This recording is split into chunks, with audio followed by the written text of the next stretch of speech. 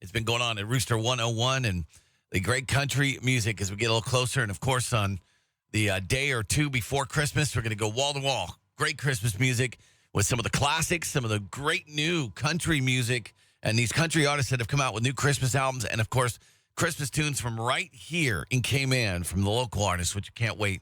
We'll be serving that up. Woody DeCosta will be aboard coming up in a matter of moments here with Cayman Crosstalk.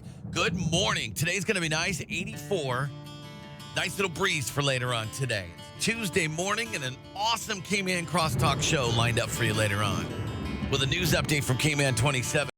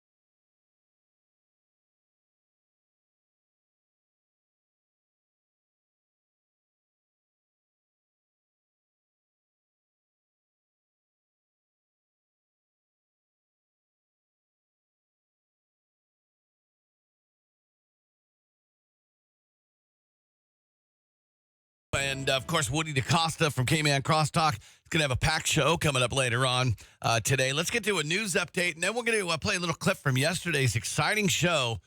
We had some concerned citizens from West Bay that were in studio, and Woody DeCosta's got that coming up. Has a replay from yesterday, and the news update from Cayman 27.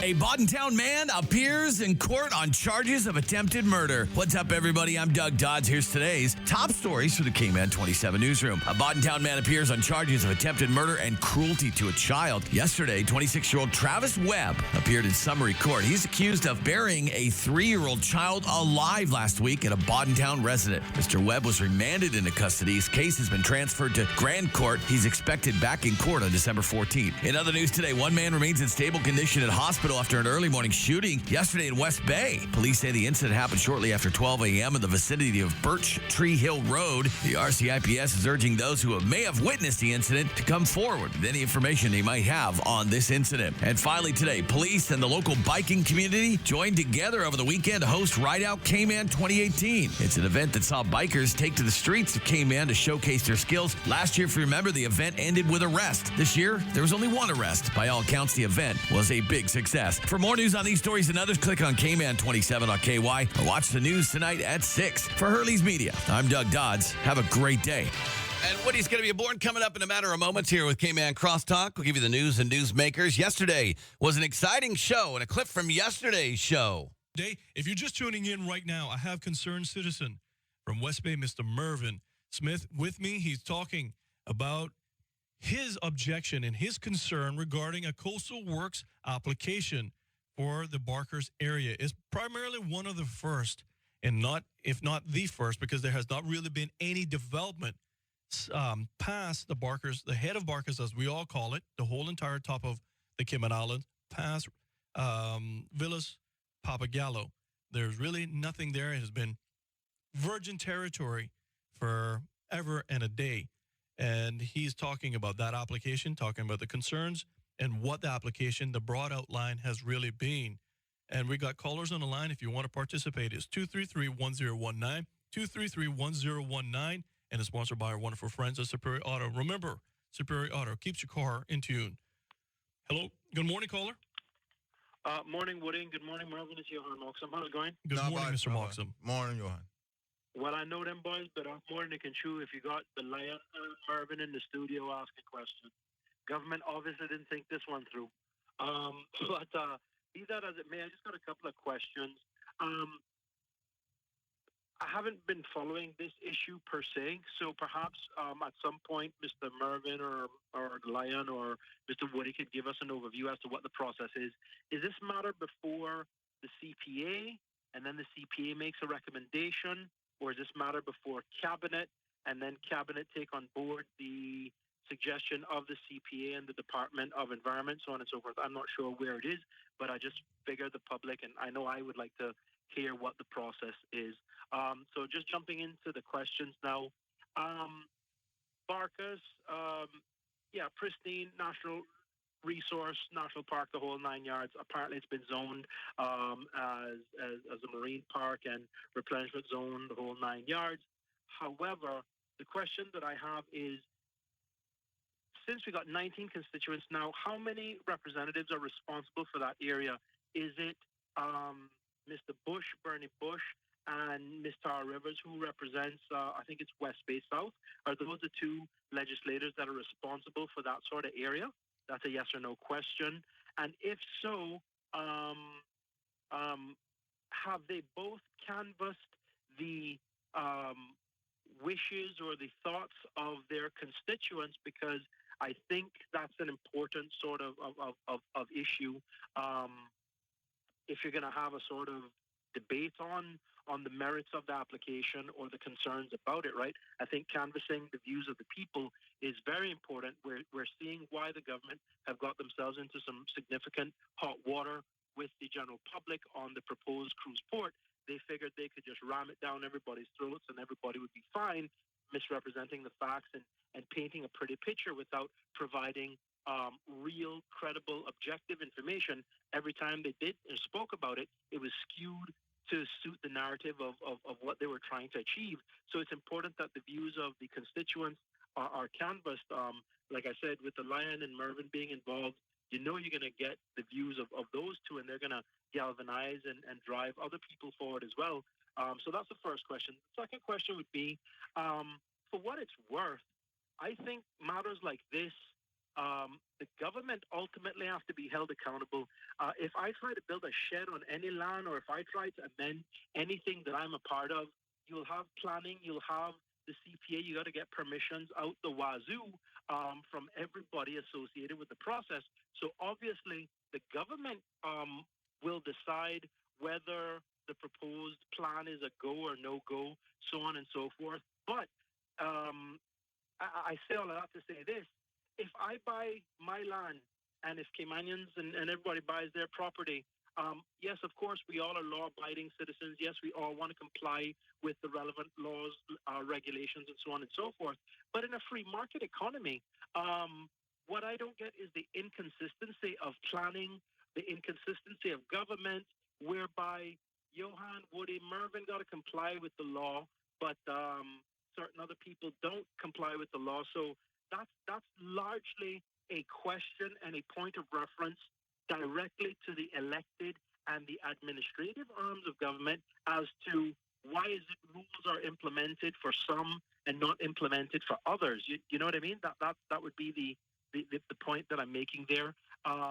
Because in a free market economy, Caymanians buy and sell land all the time. But if I'm buying land only to be told that I can't then develop my land, but then down the road somebody else is able to do so because they get preferential treatment, or they come up with some sort of reasoning that satisfies the political agenda of the day, that's not fair to anybody. All I'm suggesting is there needs to be the one standard that is applicable across the board for all persons, because you're dealing with precedent now, right? If you guys are saying that this hasn't happened before in the Barcus area, and if it's within the sort of protected zones, the decision made here will impact decisions made all over the island, whether it be Rum Point or any other sort of protected zone where water and turtle grass is involved. Sorry. Johan? Yes, sir. Yeah, man. You're long-winded now, and if you No, go no, on and on, I can forget half of the question. So No, you can't. You better make me. What did I gonna forget though? No, I haven't forgotten. You better. I would suggest you make me jump in and answer some of them for you. No, I was gonna go. I just wanted to ask those three questions, and then just finally say, ultimately, we gotta stop blaming developers. No developer can do anything without the government giving them approval. Again, I just come back to the point. If I try to build a shed that I need for my house, the government are all over me. So if you can stop me from building a shed, surely the government and the elected officials need to be engaged fully to understand that the law should be enforced across the board, taking on board the technical expertise of the relevant sort of groups. But you can't have different rules for different people and then expect for people to respect the legislators, to respect the administrative side of things, and for the country to develop successfully, because then it's just an ad hoc process based on who you like and who you don't like and who owes you or who owns you. You see what I mean? Yeah, so that's all I have to say, boys. Yeah, thanks again. Thanks for calling. And we'll start with the process. Process is that you make an application, obviously, to the planning department. No. No. Well, just let me go through in terms of where he's going, where he was going, right? And from there, no, we're not talking about the turtle grass, Remember the zoning now. We're talking about the land. We're not talking about now getting approval. But the approval, let me just say this, the approval to remove. There's two different things. There is. And not to conflate the two so people don't get confused. Right. Mr. Moxham's questions were, one on the Coastal Works application. So that is one application. We can't conflate the two together. That's it. And then the other one is a Central Planning Authority's application. So we can't conflate the two. We don't want to get people confused. There's two different applications. That's what I'm getting. That's what I'm getting. That's what I'm getting to. What the Central Planning Authority can do is that the Central Planning Authority and what they can do is that they can go ahead, look at what's proposed on the land, the structure and so forth, and they can make a decision. It is cabinet. He's absolutely right. What he's done is he's pushed the conversation to what we were intending to say in the last half an hour about the government. We know exactly who we're going to hold responsible for this, and it ain't the dark group. Okay? It's the government. We know where the responsibility lies. Okay? It is the government that has to make the decision based on a report from the Department of Environment in relation to the removal of that turtle grass. Okay? And none of them are marine experts, that being the elected government. It is cabinet primarily now that's going to make this decision. Okay? So that's the process. Okay? Based on what Johan said earlier about who is responsible, well, he covered it when he said that there was a precedent set if this was allowed to happen. Every one of the 19 elected representatives are responsible. Because if it happens, then it becomes a case that it can happen in not just the Barkas area, but any other area where there's turtle grass and where a developer wants to remove it. You know, in terms of what he talked about the fairness of the system, I think we all know, and it's one of those things that grieves the average citizen that there's really not that fairness in the system, and what some are able to achieve, others never have a chance to. You know, and again, that's the audacity of this plan. The average citizen in the country with a small piece of property on the coastline could not achieve this. Right. Okay? To the point where you're putting in this application, you know, it's very disrespectful. Okay, that's on the developer side. You know, no one's lost to the fact that the government, cabinet, again, is going to make this decision. We are here this morning. Sorry, and I say that because Paul will be joining us in a minute. I'm here right now talking about this application from the perspective of letting the elected government know, and all those sitting currently in cabinet, that we know who's going to make this decision. We are not going to be sidetracked into blaming the one putting in the application, the developer who wants it to happen. Primarily, at the end of the day, the focus is going to be on cabinet. And, you know, I know a lot of these individuals, if not all of them, almost on a personal basis. And in some of the things in the past, they have said to us, if they were in the position of being in cabinet and in power, they would do things differently. Well, this is now the time for us to see whether or not that's the case. And going back to it, all of the elected representatives, that's what I said at the meeting last week at the John Cumber Hall, you know, that everyone, all citizens now, need to get to their elected representatives and have their voices heard in this matter. Because this is not a Barkas issue. It's a national issue. It sets a precedent. As Johan said and you said, but it sets a precedent. And once that precedent is set, then what happens in Barkas will happen someplace else because we're on the common law, and that's how it works. Okay? So it is there that we have to go. You know, remind me if I missed something in terms of what Johan, any other question Johan might have had. Well, the main questions that he laid out, it says, for example, which elected of members, not just the 19, I mean, Right. you just throw it across. Obviously, Ezra Miller would say, well, I don't have nothing to do with it. I'm opposition. I got my say, but I don't have no way. Which elected members are responsible for the Barkers area? If it's only one or two, or if it's just one, and who that particular person or persons may be. And then he wanted to know the process of the application of the Coastal Works license and how that goes and whom makes that ultimate decision. And it's cabinet. Right? Yep. So, and in terms of the where it falls constituency-wise, it falls primarily. I would say certainly within the voting public of the area, it falls in West Bay North, which is MLA's Burner Bush constituency. Well, in the immediate area for discussion purposes, this area, Barkers, is responsible by two elected official members. One, Ms. Tara Rivers for West Bay South, which is what we call the head of Barkers, which is the part that you're talking about, right, that really is not conducive to really enjoying any coastal enjoyment. Right. Out there. I've been there. I've taken Yes. horse tours there. Mm-hmm. And if anybody knows it would be Paul Rivers and myself as well, and you, as we all grew up in that area. And then the other areas where the application itself is going to be submitted will be under Mr. Bernie Bush. Right. That's what I said in terms of the voting public, in terms if when he asks about that general responsibility. But both of them. Both of them have some responsibility, and yes. Because if it happens in one area of Barkers, it's going to happen in the next. It's going to happen. And then the Coastal Works application, as Mr. Bush and Mr. Rivers said, was absolutely correct. The application goes to the ministry, ladies and gentlemen. This does not, the Coastal Works applications do not go to the CPA, the Central Planning Authority. It goes and it must be submitted to the Financial Services, Commerce, and Environment Ministry of Government. And that is whom really then takes it out to the various different areas, I guess you would say, the conservation group under the conservation law, which is, I don't think has been reformed in any capacity, takes their note, takes the DOE, which is part of that conservation board as well, right, takes all of those things, collates the information, gives it to cabinet, and cabinet makes the decision whether or not they will approve or not approve a Coastal Works application. And those is the main fundamentals that Mr. Moxham asked on all of those aspects of it. So that is the questions to that end. We got callers on the line, 233-1019. I'm just going to go see if they're still there. Hello, caller. Morning, gentlemen. Good Yes, morning. good Good morning. morning. Yeah, thank you very much. Almond in West Bay, okay? Yes, Yes, sir. sir. Thank you very Good much for morning. your call this Thank morning. you. Okay. I'm originally West Bay all of my life. I live in the immediate area now, maybe 500 yards west of Papagallo, on the main road. I remember when Hurricane Ivan came through here.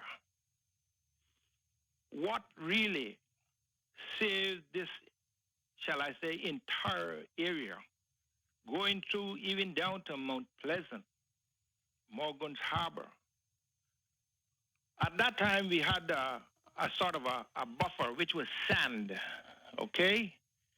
And when Ivan came through here, how important was it for, they're talking about the turtle grass.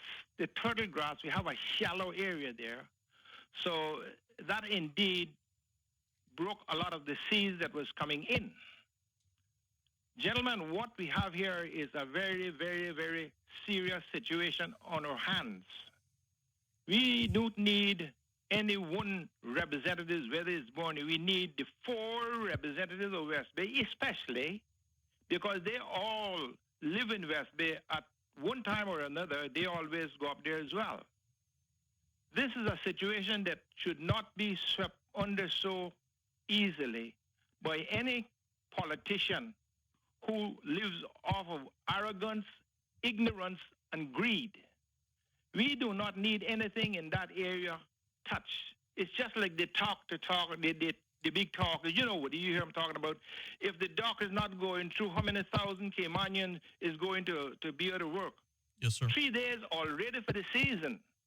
Ships bypass us. Now you imagine you put $300 million or $400 million into that area. That needs to be utilized every day. Having said enough about that, we're not going there. We're going about the Barkas area. Barkas area should not be touched in any circumstances. Can it just leave it alone? Why you have to bring in that? Another thing, it's not going to work for regardless of who it is, because even if the turtle grass is removed, you got a thing there called silt. There's no boundary. There's nothing that you're going to put down boulders that can stop that silt from going through. And when you're talking about putting a pool into Barkas for the visitors, that's a joke. They got pools on the ship, my friend. So they're not going from the ship to Barkas to swim in a pool. So I think it is just a big hullabaloo. Again, guys, I got to reinstate what I just said. Ignorance, arrogance, and greed. People cannot get enough. They have more money than they could spend in 10 generations. But because we have something unique, something environmental, free of any kind of... Good morning, Cayman Islands, and thank you all very much for tuning in and letting us be part of your morning and part of your day. I just want to thank Dr. Doug and everyone else. And I know my Director General in the back there, and I just want to apologize to all of my wonderful listening audience and viewing audience and everyone else as well for getting late. I'm not sure what happened this morning. I took a picture at 6:35. It was like a parking lot, and on Hurley Marion Boulevard, down in the Red Bay area, Red Bay Prospect area. And I've never seen that before in my life. And I literally just got in to the studios not more than 5 minutes ago. And so I just want to sincerely thank all of you for your patience, for your understandings, and I simply apologize for any inconvenience that it may have caused all of you as well. And I just want to, now that the show opener is here, I'm going to simply just do my normal thing, time check. And I believe I'm into my time check right now. Time check is 7:26. Time check is brought to you by our wonderful friends at Subway. Ladies and gentlemen, Subway has an offer that is limited, and that is if you need to get up in the morning with a wonderful cup of coffee, well, Subway, all 6 stores have your back for you. Subway, ladies and gentlemen, has a wonderful promotion that's going on right now, and that is if you go by and buy a cup of coffee Subway will give you a free cookie. Yes, ladies and gentlemen, a free cookie. Any cookie of your choice with a free cup of coffee. And maybe, remember, run out and get this. I would love to have as much people get things as possible. And this is a wonderful deal for all of you right now. And I want to sincerely thank my wonderful sponsor, Subway, for the first hour, for another great promotion and helping the community out, and a great deal. Once again, a free cup of coffee right now gets you, or a cup of coffee gets you a free cookie right now at all 6 locations of Subway. Subway has 2 stores open 24/7 for those of you that work on shift, holiday, or anything of that nature, policemen, hospitality workers, any one of you, if you need it, 24/7. There's 2 stores that are open for you. One in West Bay at Centennial Towers, the other one in Central Georgetown at Addison Square. Subway, eat fresh, eat delicious! Be a part of the conversation on K-Man Crosstalk by calling the Superior Auto Hotline, 233-1019, or message us on the K-Man Crosstalk Facebook page. Now, back to K-Man Crosstalk on Rooster 101 and simulcast live on K-Man 27. This hour of K-Man Crosstalk is powered by Subway. Subway, with 6 locations across K-Man, you know it makes sense to choose Subway. Subway, eat fresh, eat delicious. More of K-Man Crosstalk is next on Rooster 101 and simulcast live on K-Man 27. From happy beginnings and life choices that we make along the way, Brit K protects your lifestyle with the best insurance cover at the best possible price. health insurance with far-reaching benefits, Family protection and long-term financial plans. business insurance and generous employee benefits. For happy beginnings to happy ever after, visit BritK.ky. Brit-K, where people come first. Sometimes having a middleman is not a bad thing, especially when it comes to insurance. Do you know that when it comes to cost, ease, speed, and peace of mind, insurance brokers ranked higher than when customers buy direct? So, for all your insurance needs, call Fidelity Insurance. We're the middleman you want. Call us today at 949-7822. Fidelity. We're good for you. The countdown is on for K-Man 27's Parade of Lights, brought to you by Bogle Insurance Brokers Limited. Enjoy this annual boat parade as the water comes to life at Camana Bay Harbor with this year's theme, Christmas Around the World.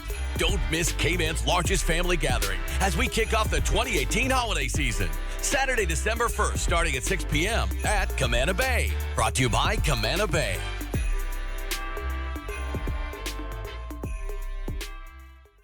Have you had your Tortuga moment today? Come by Tortuga Fine Wine and Spirits for all your liquor needs. And taste the world-famous Tortuga rum and rum cake. Always delicious and baked fresh daily in the captivating Cayman Islands. With ongoing renovations at the airport, we invite you to shop our stores and buy before you fly. Relive the Cayman Islands in every bite.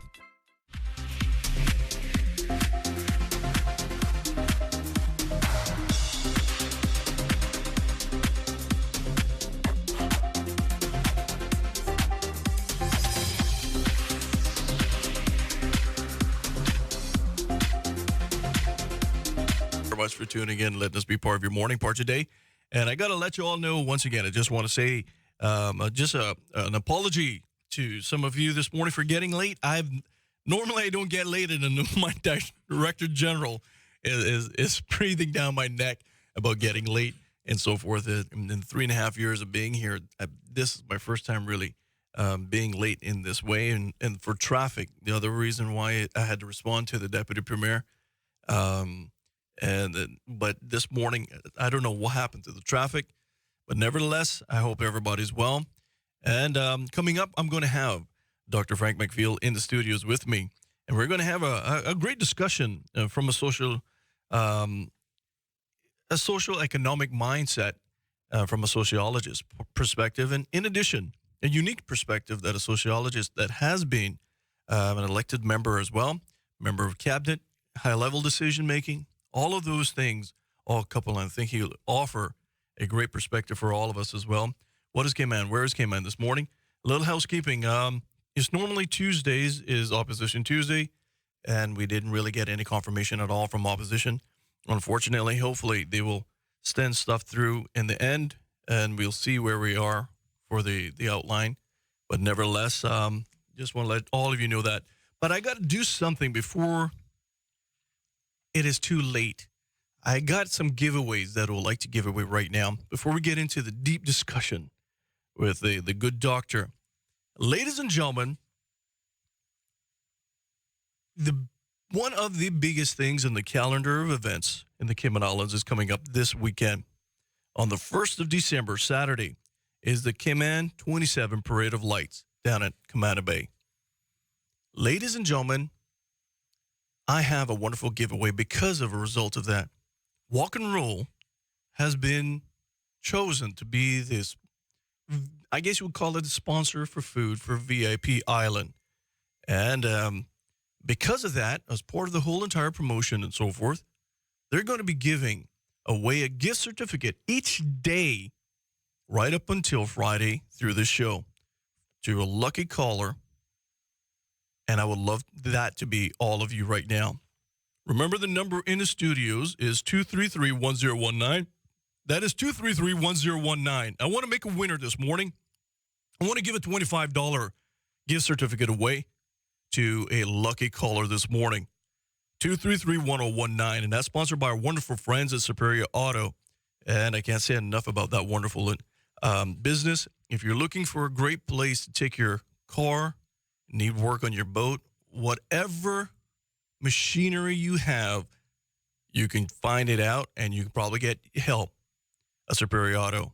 But the best part about it is you're not going to have a connection fit when you get your invoicing back from Superior Auto. If there's anything needs to be done, they will tell you what needs to be done, and I can guarantee you, you're going to be happy with it more, and your car is going to be absolutely happy as well.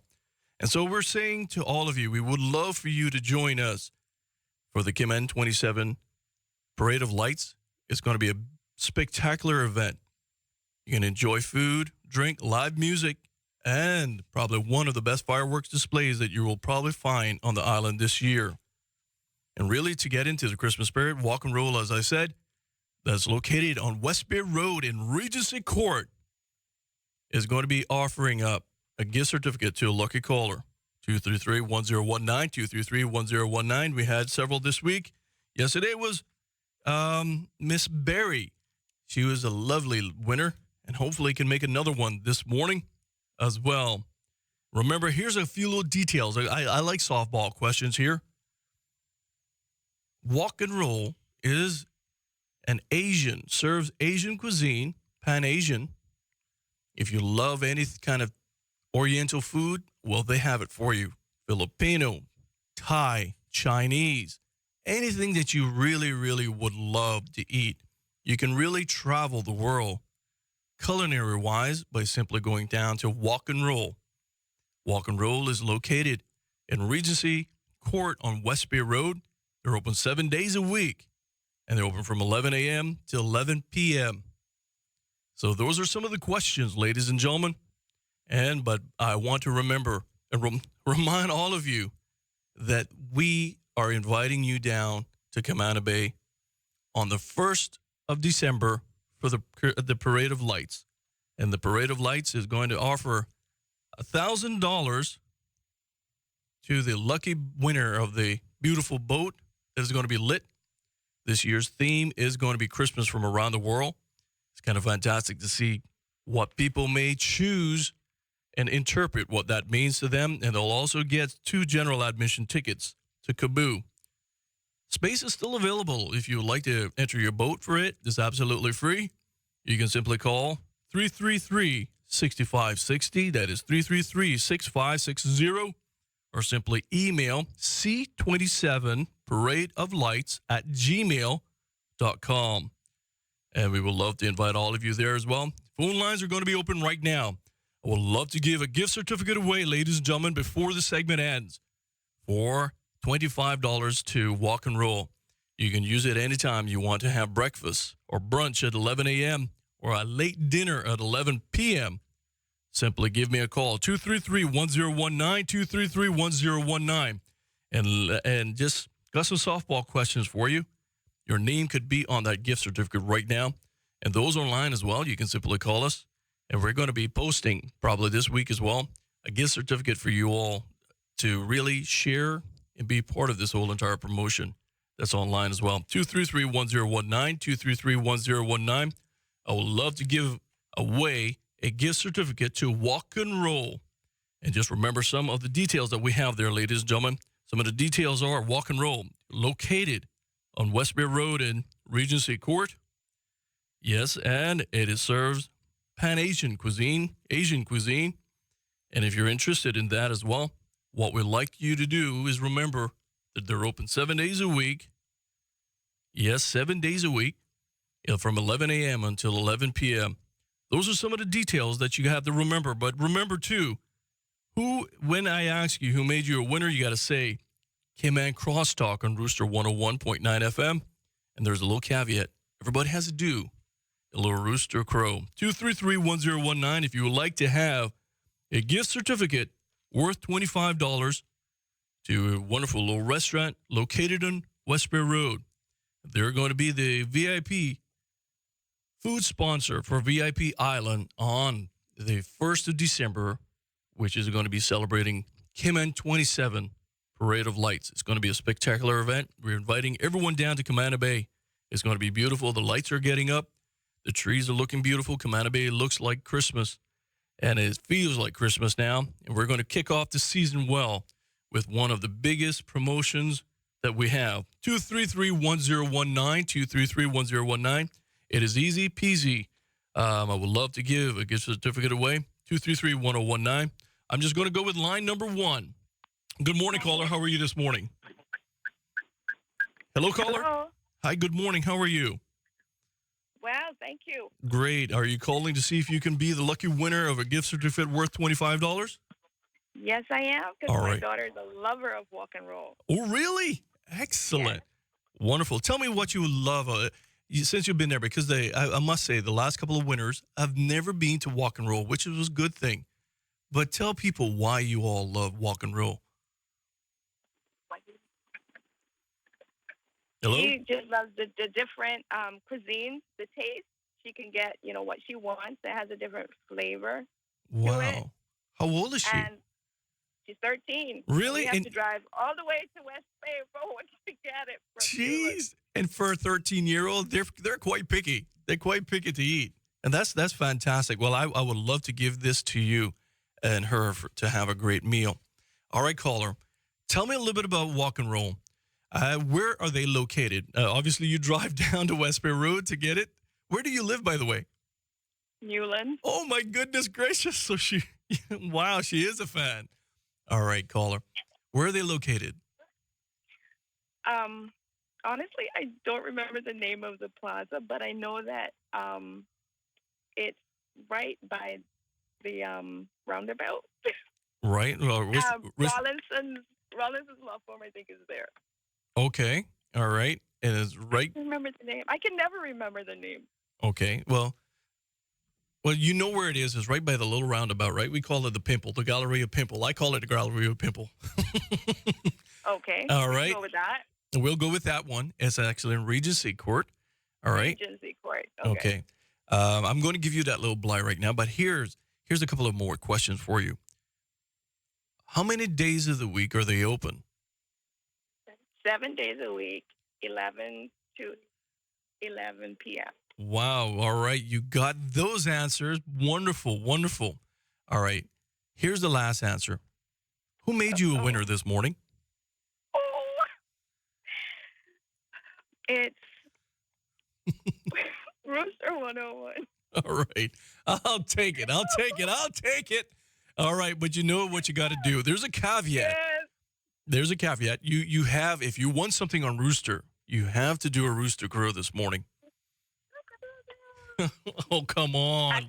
I'll get my 13-year-old to do it. All right, get her to. No. You cannot abdicate responsibility here. No, You need to do yourself. Okay. Here goes.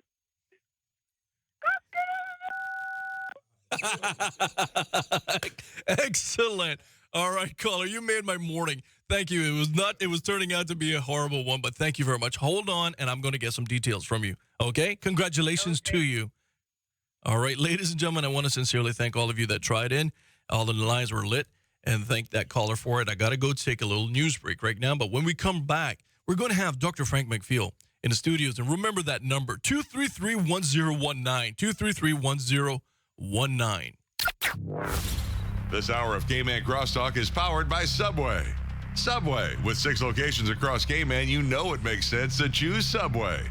Subway. Eat fresh. Eat delicious. More of K-Man Crosstalk is next on Rooster 101 and simulcast live on K-Man 27.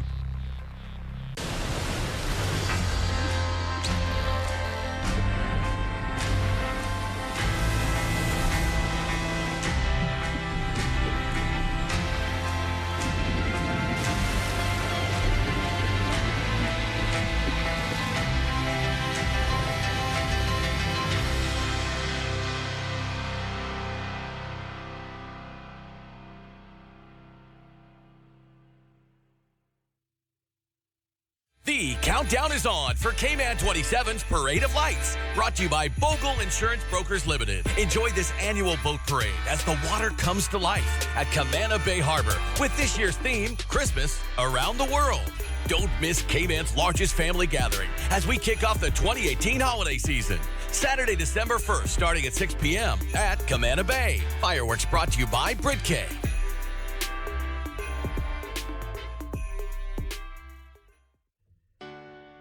Whether you want to get going in a new car, to relax at home while you pay bills on your mobile banking app, to get the best rewards with your credit card, or to get a sure start on your little one's future. Whether you want a quick response on your loan, or just a range of services that keep your business running smoothly, you want banking that fits your life. CIBC First Caribbean. Banking that fits your life. Watch as some of the world's most talented people put their skills to the test as they attempt to make their mark in the record books. You'll witness some of the craziest, scariest, most bizarre stunts people will do, all in the name of stardom. It's the ultimate Guinness World Records, and it's right here on Cayman 27. Capture all the action.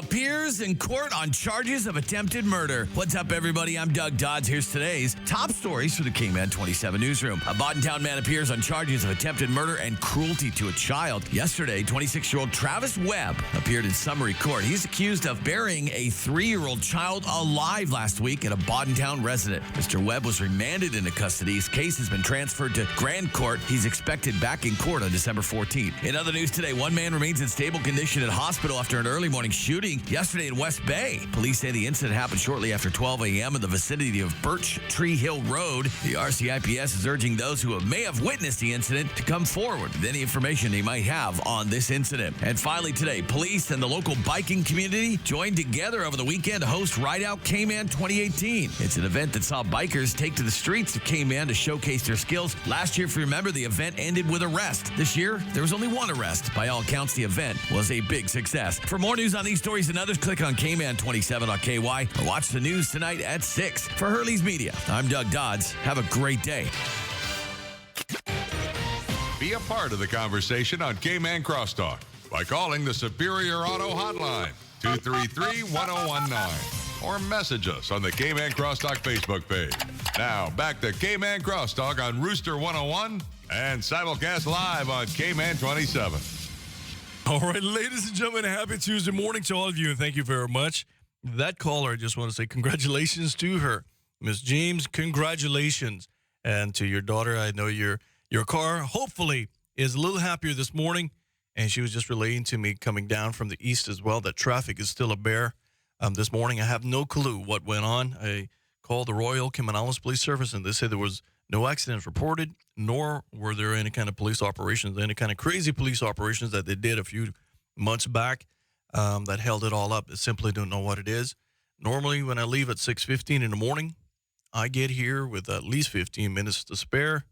This morning, I left at 6:15 and didn't get here until after 7. And so, therefore, I want to apologize to all of you, my listening audience, my viewing audience, and everyone as well. And I also want to say congratulations as well to number one. He knows what I'm talking about.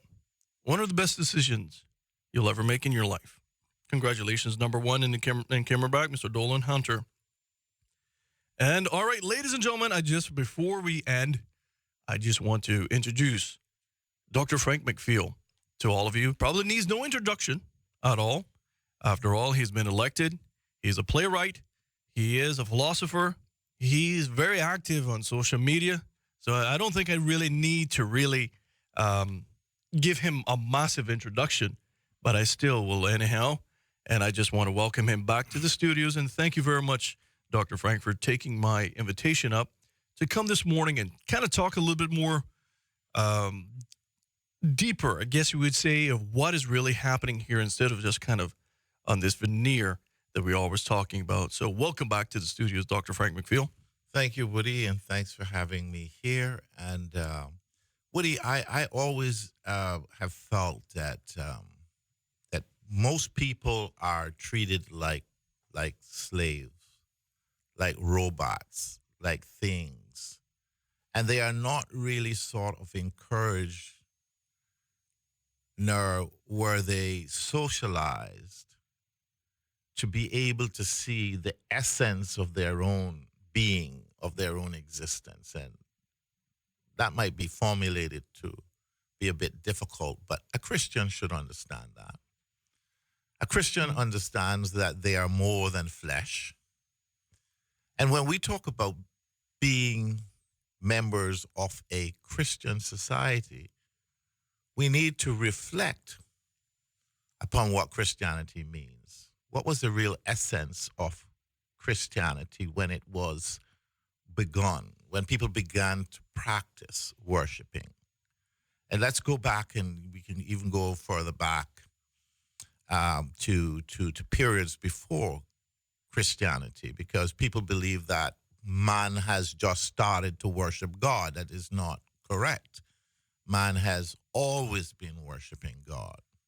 Man has always been aware that God exists. Now, how that God is seen, how that God is defined might depend very much upon the ethnic background of the worshipers or the perceivers. But we all have perceived, and we always will perceive, the existence of a greater being. Greater being. Yeah. So those of us who kind of submit to the kind of life where we don't have questions, where we're not seeking answers, where we're not practicing a faith, I believe have received less from life, from the gift of life. We receive less from the gift of life.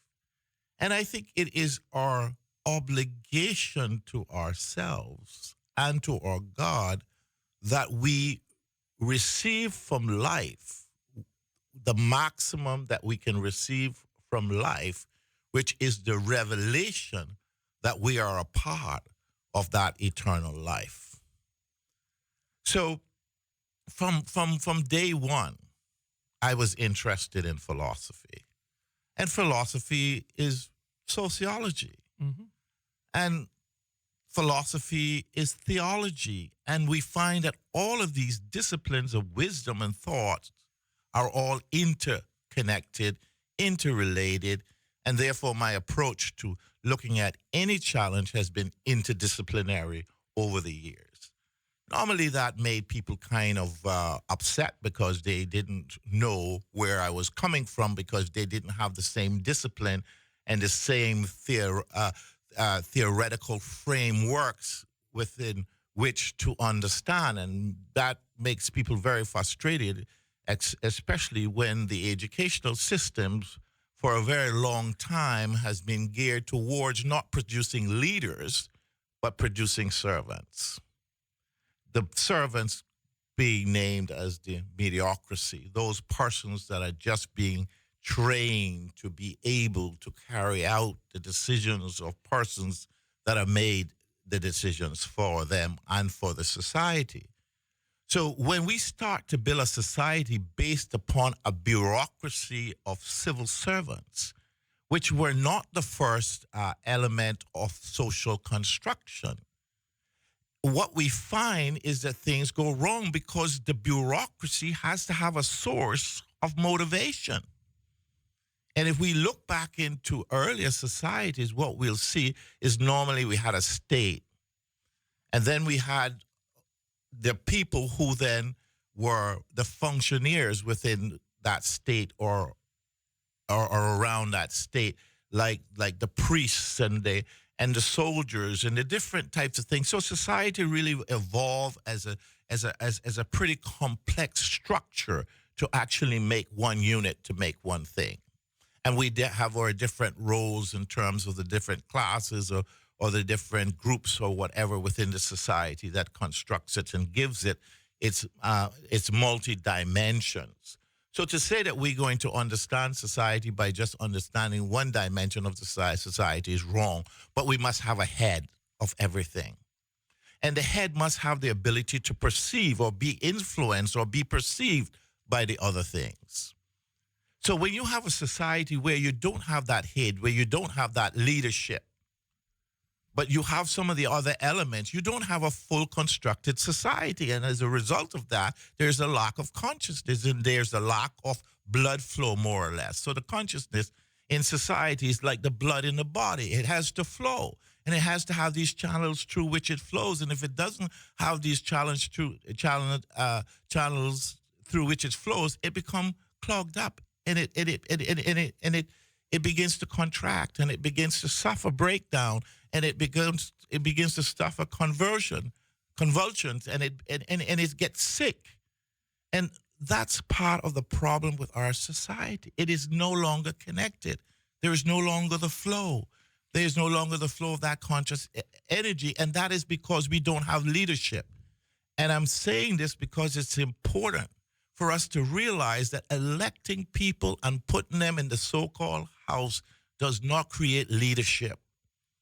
It is a political sort of construction that is deliberately thought out and created by the British Foreign and Commonwealth Office that gives us a so-called constitution, which is just an administrative document, but it's an administrative document. It's an administrative group of people, but we have no leadership.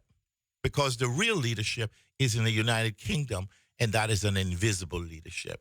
We need to have a visible leadership.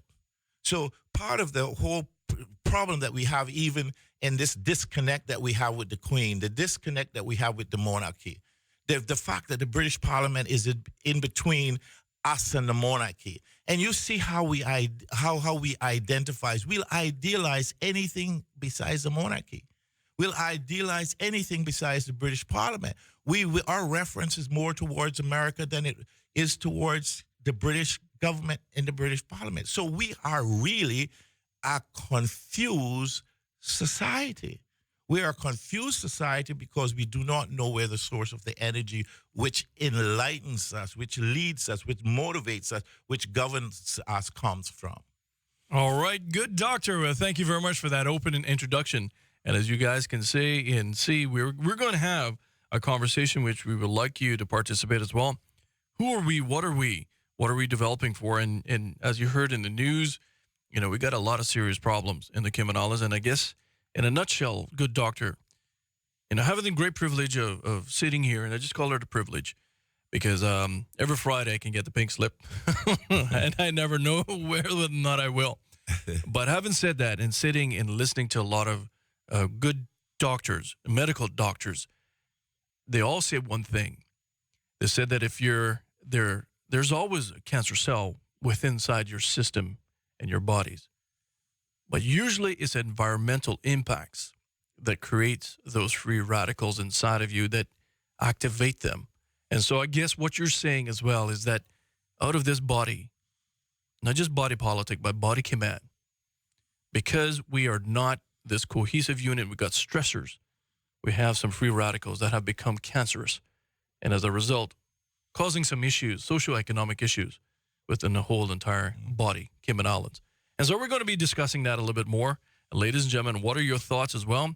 Talking about how do you feel about the Cayman Islands as well? Some numbers that we're going to run from, obtain from the ESO that we can show you basically what the discussion will be laying on as well. How many persons in the Cayman Islands are truly, truly in favor of this society? Are we having people left behind, or is everybody on the train?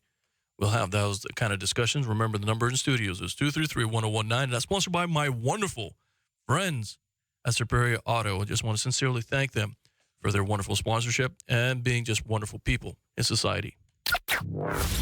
This hour of Cayman Crosstalk is powered by Subway. Subway, with 6 locations across Cayman, you know it makes sense to choose Subway. Subway, eat fresh, eat delicious. More of Cayman Crosstalk is next on Rooster 101 and simulcast live on Cayman 27. Eclipse Hair Design and Day Spa presents Beautiful You every second and last Thursday of the month. The beauty experts will draw from experience and share tips for personal beauty care, how to have healthy hair and glowing skin, flawless makeup application, and the latest trends and style tips. Watch Cayman 27 every second and last Thursday of the month for Beautiful You. Brought to you by Eclipse Hair Design and Day Spa. We believe that every life matters and that we are all connected. One community, one people. We believe in compassion to give dignity to those that society has let down. We strive to conquer fear, and we believe that the power to heal is a gift. This is who we are. This is what we believe. Holy Cross. And the flavor with a beat. Black thing now move up him dancing feet. We dance them flavor with a beat. Holy sauce, yeah, we acting on the street.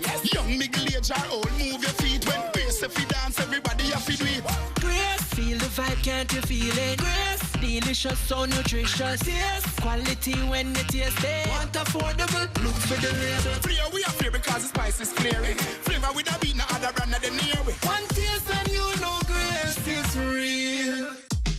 From happy beginnings and life choices that we make along the way, Brit K protects your lifestyle with the best insurance cover at the best possible price. health insurance with far-reaching benefits, Family protection and long-term financial plans.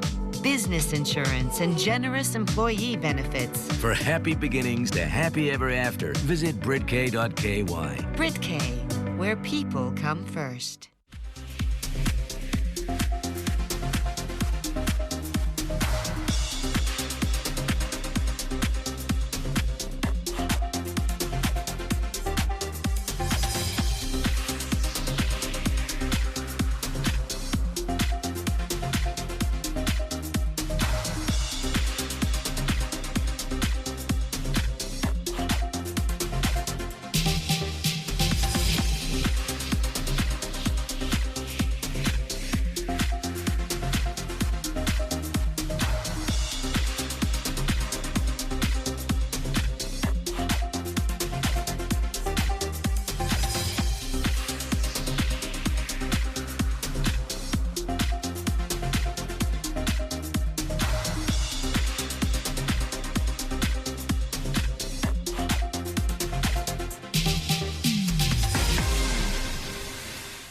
Cayman Pharmacy Group with West Bay Pharmacy, Savannah Pharmacy, and Professional Pharmacy. The Cayman Pharmacy Group has a location for you just around the corner. Visit them today. Now, here's your news headlines.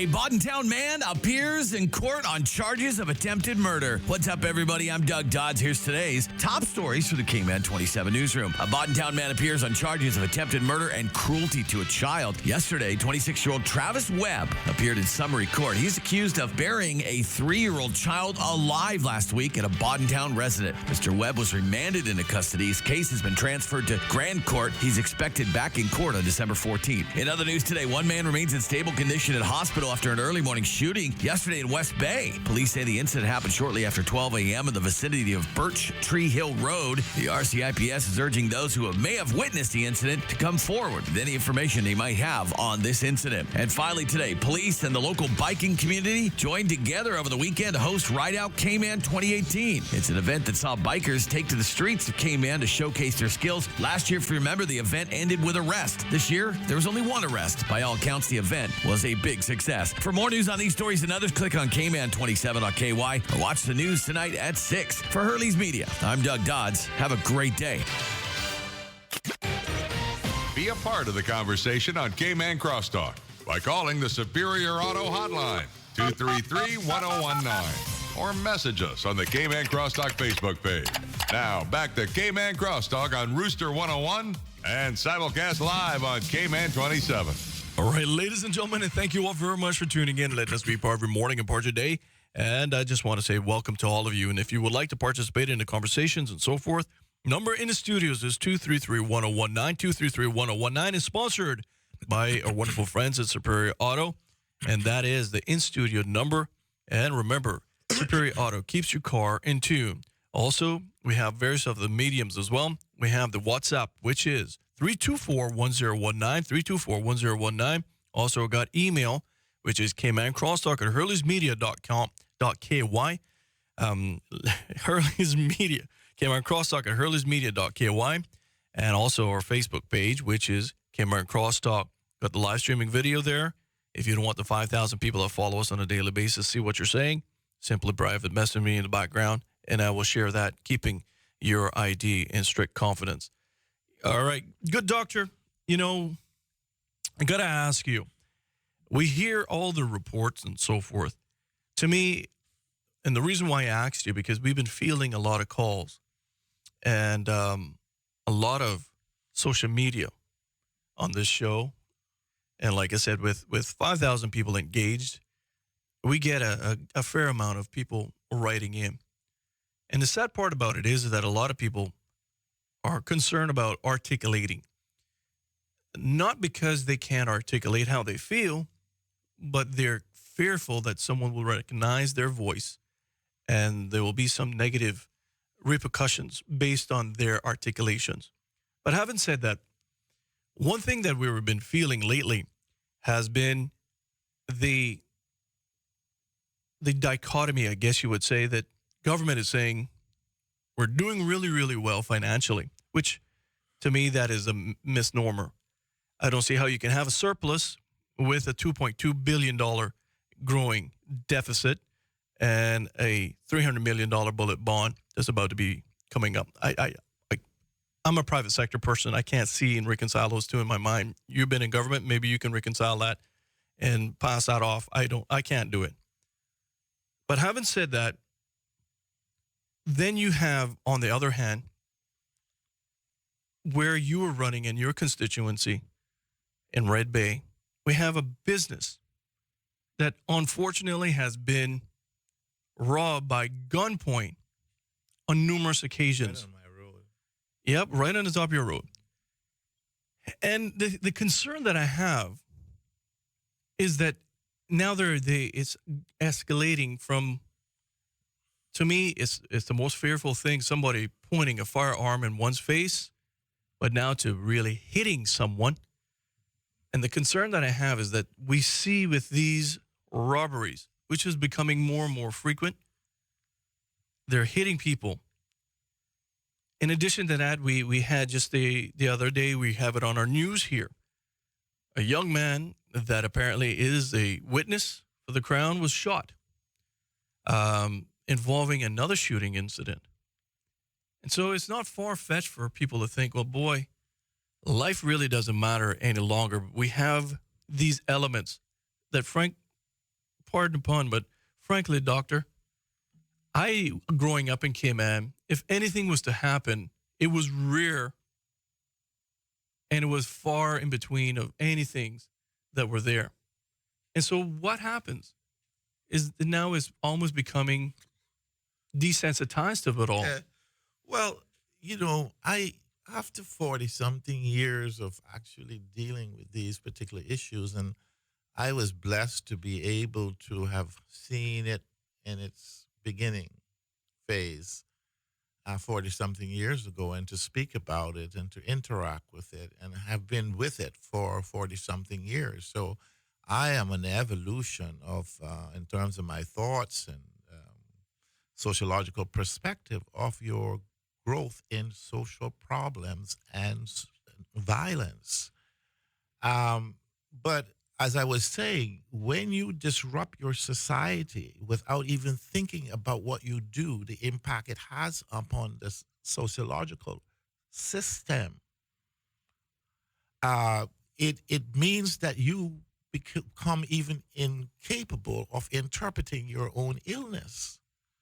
And we are so sensitive that we will not look at ourselves. We will not look at ourselves, and we are the problems. We look at the actual act of violence committed by a person and we say that is the problem. That is not the problem. That's one of the effects of the problem which you have as a society, because we fail to see ourselves as one unit, as one consciousness. We see ourselves as individuals, but they are no individuals. There's an individual. I have a hand, I have fingers, but they're not individuals in that sense. It's all part of a collective system. And this is the problem. What goes on there in Red Bay, for instance, right there at Salcott Drive, that these people can just say, look, I have no connection to the other person, and I will go take what I need to take from that person, but they take it with a gun. Somebody else takes it a different way. But the same thing is happening. Human beings are being robbed in this country on a day-to-day level by the measly salary or wage that they're given, that they can't even use to be able to go to the supermarket and buy enough food to feed themselves and their children. Everybody's under the pressure to do whatever that they have to do to be able to crawl a little bit above the other person. There is no morality in society. And our society is not the only society that has abandoned morality. This is the reason why I've tried to journey back to try to make some sense of what morality is and why morality is important. And that's why I stand as a Christian today. Not necessarily as someone who accept the infallibility of biblical texts, but of someone who understands the need for God and the role that God plays in bringing us together as a collective consciousness and allowing our behavior to be one that where at the end of the day, there's a responsibility that we accept that we have for the way that we behave in our society or in our community or in our collective or in our congregation. There is collective responsibility. And until we can come back to understanding the importance of that in terms of the survival of any human organism, until we understand that, we will continue to be destroyed internally, and especially in this island where you don't have any parameters, any paradigms that have been established, where when people like myself speak, I'm looked at as a terrible person, as a mad person, all that sort of stuff, because people refuse to allow people who have the resources, refuse for my voice, for instance, to be heard, for me to be able to help. I've tried to offer help to the prisons, our prisons here, but they don't want help. They just want the people who run the prison just want their salary. They're not answerable to anybody because the politicians don't care. When I was a member of the government of this country, I took over responsibility for the prisons. I've always wanted the prison to be made into a school. When you're sentenced there, you're compelled to learn certain things. If there's no indoctrination, then you're not going to solve any problems because people are indoctrinated, and that's the truth in all society. But when you're only indoctrinated by things, when you only know how to worship things, and you don't know that behind those things and the creation of those things, there is a God or there's another force or there's people labor or whatever. You don't respect any of these things. You just respect the things. So I don't respect the fact that you have labored to put that tomato on the shelf in the supermarket. So I don't care about you that grew the tomato. I just care about the person who has it in their control and is saying that they want a certain amount for it. But there's a connection, there's a chain that establishes itself to get you what you want. And as a result of that, you owe something back to that chain that provided you with the source for your survival. Because if that chain didn't exist, you wouldn't have that survival possibility. So we need conscious people. We need people to be conscious of the usefulness of collective behavior. Therefore, that everybody is important. Now we get into politics and we get into people calling people socialists, we get into people calling people communists and fascists and all those types of political labels that come about as a result of that. But at least those countries that are using those labels have had the discussions. At least in America today, they're having discussions about should people have access to health care, free access to health care. How important is your health to your society? Not just to you, but to your society. That's the question. How important is humanity to my government? The people that I have elected that are supposed to be conscious of my well-being and supposed to be looking out for my well-being. How do I hold them accountable? If you train a people to be slaves and to be servants and to be thankful for any little thing they get, then they'll satisfy for what people deliver to them after elections, because of what people give them before the elections. What do people give them before the election? They give them handouts. They train them. They've been training them for the last 60, 70 years here in this country to take the handouts and to give the people the power, who then trades this power to the business class in this country, so that one man can come in here and own so much, because nobody knows what that will lead to. What we are doing is that we are going towards a kind of feudalism, and that is significant. It is a new development in capitalism, this feudal capitalism that we are worshiping, where the 1% or the 2% in the world actually controls the entire finances of the world. And because they're cut off and alienated and isolated from the majority, they no longer have the feeling of the pulse. They no longer have the feeling of humanity and the significance of humanity. So we have when we elect lawyers to run our country, we are not necessarily electing people who are functioning in the way that leaders and leaderships should function. We need to have people who can do deep-rooted analysis of the issues in the country. So even when you come up to the idea of the port, and people are talking about it, the taxi drivers are saying, oh, well, guys, if you don't build the port, our children are going to starve. But DOT already have purchased water taxis. How are these water taxis going to compete with them? They might have a port, but at the end of the day, they're not going to have the facilities and the capital to be able to compete with the people who are already well organized for part of the pie. This is the important point. Now, these types of people, without a government that is sensitive to their needs and a government that will bring in legislation to be able to protect people, without that type of government, we're finished. And we have not been having that type of government, especially not over the last 2 terms.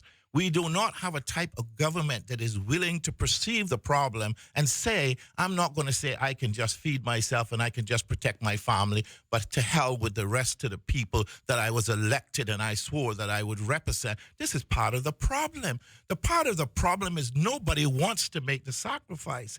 We need to have people who are willing to sacrifice in order to be able to improve this country. And when I say sacrifice, I mean that if they don't give me a job, well, they don't give me a job. I'll try to live the best way that I can. If they don't respect me, well, they don't respect me, but I'll try to live the best that I can, because at the end of the day, if we all submit to the mental slavery and the economical oppression in this country, we will all die. There must be at least a few good men and women in this country that is willing to be able to interpret things a little bit differently than they have been interpreted. For instance, you mentioned the whole idea of the deficit and how the economic construction in itself has nothing to do with real resources and your ability to use them for the good of the people. It just is a way of telling people that this country is economically secure or financially secure, so it's a good investment. Well, you know, Doctor, when we come back, I got a couple of things I want to throw past you in terms of numbers and statistics that I received and that anybody can receive if you simply just go on to ESO.ky about some numbers about, and also what the numbers here that were articulated by the heads, I guess you would say, of the needs assessment unit, how many clients that they have. And I want to get your perspective on something here, because I've been doing a little paper, and I'm wondering whether or not I'm far abstract in my line of thought and thinking, and I wonder whether or not we can actually see where the origins of this occurred, if we can change a lot of this that is happening, and how we can actually change these, because I like to have solutions. Because, you know, we all can bitch.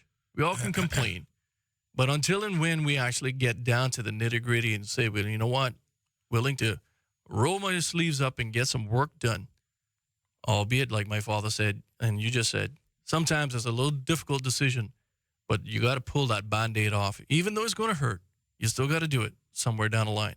We got to take a little break right now, but when we come back, ladies and gentlemen, 233-1019, 233-1019. More of K-Man Crosstalk on Rooster 101 and live on K-Man 27 is next. Does this? This is the Volvo Ocean Race, the story of a 45-year obsession.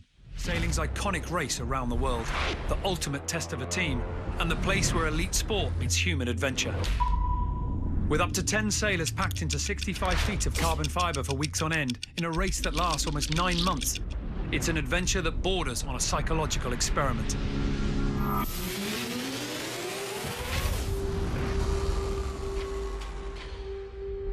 Let Elite Marble and Granite bring the charm of Italy to your home. Made from only the best materials, Santa Margherita Quartz is handcrafted at a state-of-the-art facility located in Italy and then journeys across the ocean to Elite Marble and Granite, who is the exclusive distributor in the Caribbean. Elegant and resistant, Santa Margherita Quartz products offer a large choice of colors, textures, and exclusive finishes. Call 945-9028 or visit us online at elite.ky. Elite Marble and Granite, where perfection costs less. Let Seaboard bring the world to you. We offer the best shipping rates and service to and from Grand Cayman with over 35 shipping routes, full container shipping from Miami, Brooklyn, Houston, and Jamaica, plus small package shipments from Miami and Jamaica. You name it, and Seaboard will ship it. Our excellent warehouse facilities in Miami mean you can consolidate your goods to save yourself time and money. For shipping made easy, call or visit our website today. Shipping shore to shore. Seaboard. Shipping shore to shore. Have you had your Tortuga moment today? Come by Tortuga Fine Wine and Spirits for all your liquor needs. And taste the world-famous Tortuga rum and rum cake. Always delicious and baked fresh daily in the captivating Cayman Islands. With ongoing renovations at the airport, we invite you to shop our stores and buy before you fly. Relive the Cayman Islands in every bite.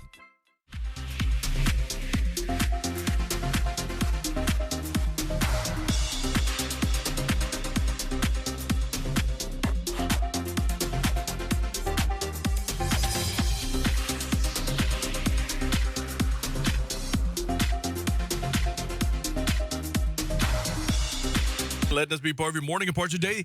It would be remiss of me not to say, thank you very much to our wonderful listeners and viewers, and those who reaching out via Crosstalk Facebook page as well. Thank you all very much for liking us and putting some wonderful reviews there. It would be remiss of me not to simply say thank you very much. And to our friends over in Hong Kong that's watching us as well, in New Zealand, and we see Dubai has also logged on. Thank you very much for really tuning in. Also Toronto, Canada, and London. So we'll say afternoon to most of you out there this morning as well. We're here this morning with Dr. Frank McPhail, a local sociologist, and we're talking about Cayman, the current state. And if you feel that we're having some issues right now, here's some things I would like to discuss with you, good doctor. And did some statistics. And to me, sometimes you got to look at numbers to really see where you're sitting. And, you know, I started doing a little paper, and I'm getting a little perplexed by it all. And here's some stats that I got to ask you. The average person, doctor, that has been held in the Cayman Islands and that's been convicted and is before the courts for serious crimes, men in particular, are roughly, on average, some of them are younger, some of them are not. I'm just using a mean. The mean is 26 years old. Now, doctor, if we just take away, and you're just going back 10 years and just seeing the development of individuals. So if we go back 10 years, that's 2008, they were 16 years old. And just take it back again, they were probably born on or about 98, at 6 years old, 10 years before that. Then if you look at the average of during that time as well, because if you remember in the late 80s, we had a serious problem of teenage pregnancies. And so when we look at the average of parents at that particular time as well, they were averaging out about 18 years of age. So I got to ask, when I look at those numbers, and we go all the way back to roughly, 1988 per se, it's not unreasonable to think that one could pull a string back and say, all right, even though you started recognizing it back in the late 70s, saying, look, we have this mindset that is building in to the Cayman Islands. We're having this mindset of groupings of individuals, gangs. You studied it in England and so forth, and people wanting to be a part of something. During that transition period, and I will call it a transition period from the island time forgot, because someone, Mr. Robert Hamady, kindly sent me over a video the other day that showed Cayman way back, and this shows how long ago it was. It featured Governor Thomas Russell, and a lot of people still revere him as a very, very good governor that was hands-on, that met with the people, changed education, and a great perspective as well, and how education should be delivered. And that has been changed and bastardized over the years. We're seeing the results of that today. But having said that, when we go back to 88, it's not unreasonable to think that this is the start of the boom. This is the start of when banking and when people started making money, when property values started to increase, when people started to come to the island. The transition started in 72, but when we look at the economic growth and we look at the things that were building up, the mid-80s and so forth, was a time where choice became an issue or became really readily available. And I say that because people can pick up and move from one job to the next without hesitation. They can choose whether or not they wanted to be in the hospitality field or they want to go in banking, whatever it may be, but everybody had an opportunity. And it's not unreasonable for me to think, given in my household, I started working at 10 years old. I'm come from a family of 7, and I'm a baby of 7. But my parents always told me, if you're going to eat, you got to work. You can't live in this world without a sweat of your brow. So at 10 years old, my whole entire family, my brother Wade, all of us, especially Wade and I, were closer together in age. We worked every day, literally, except for Sundays. We had tasks, we had chores, we had to work in a restaurant, we had to work in a little dry goods store, we had to clean properties that my parents owned and worked hard to get. So I never had time to really lollygag, I guess you would say. And I lived right in the middle of West Bay. There's a lot of my friends that I went to school with that when I visit northward, I feel like I'm back at high school. That's the sad part about it. But I say that to say this. If we're looking and going back every 10 years when we look at census and we were looking at things that have changed, and then when I superimpose that over the research done by the late Dr.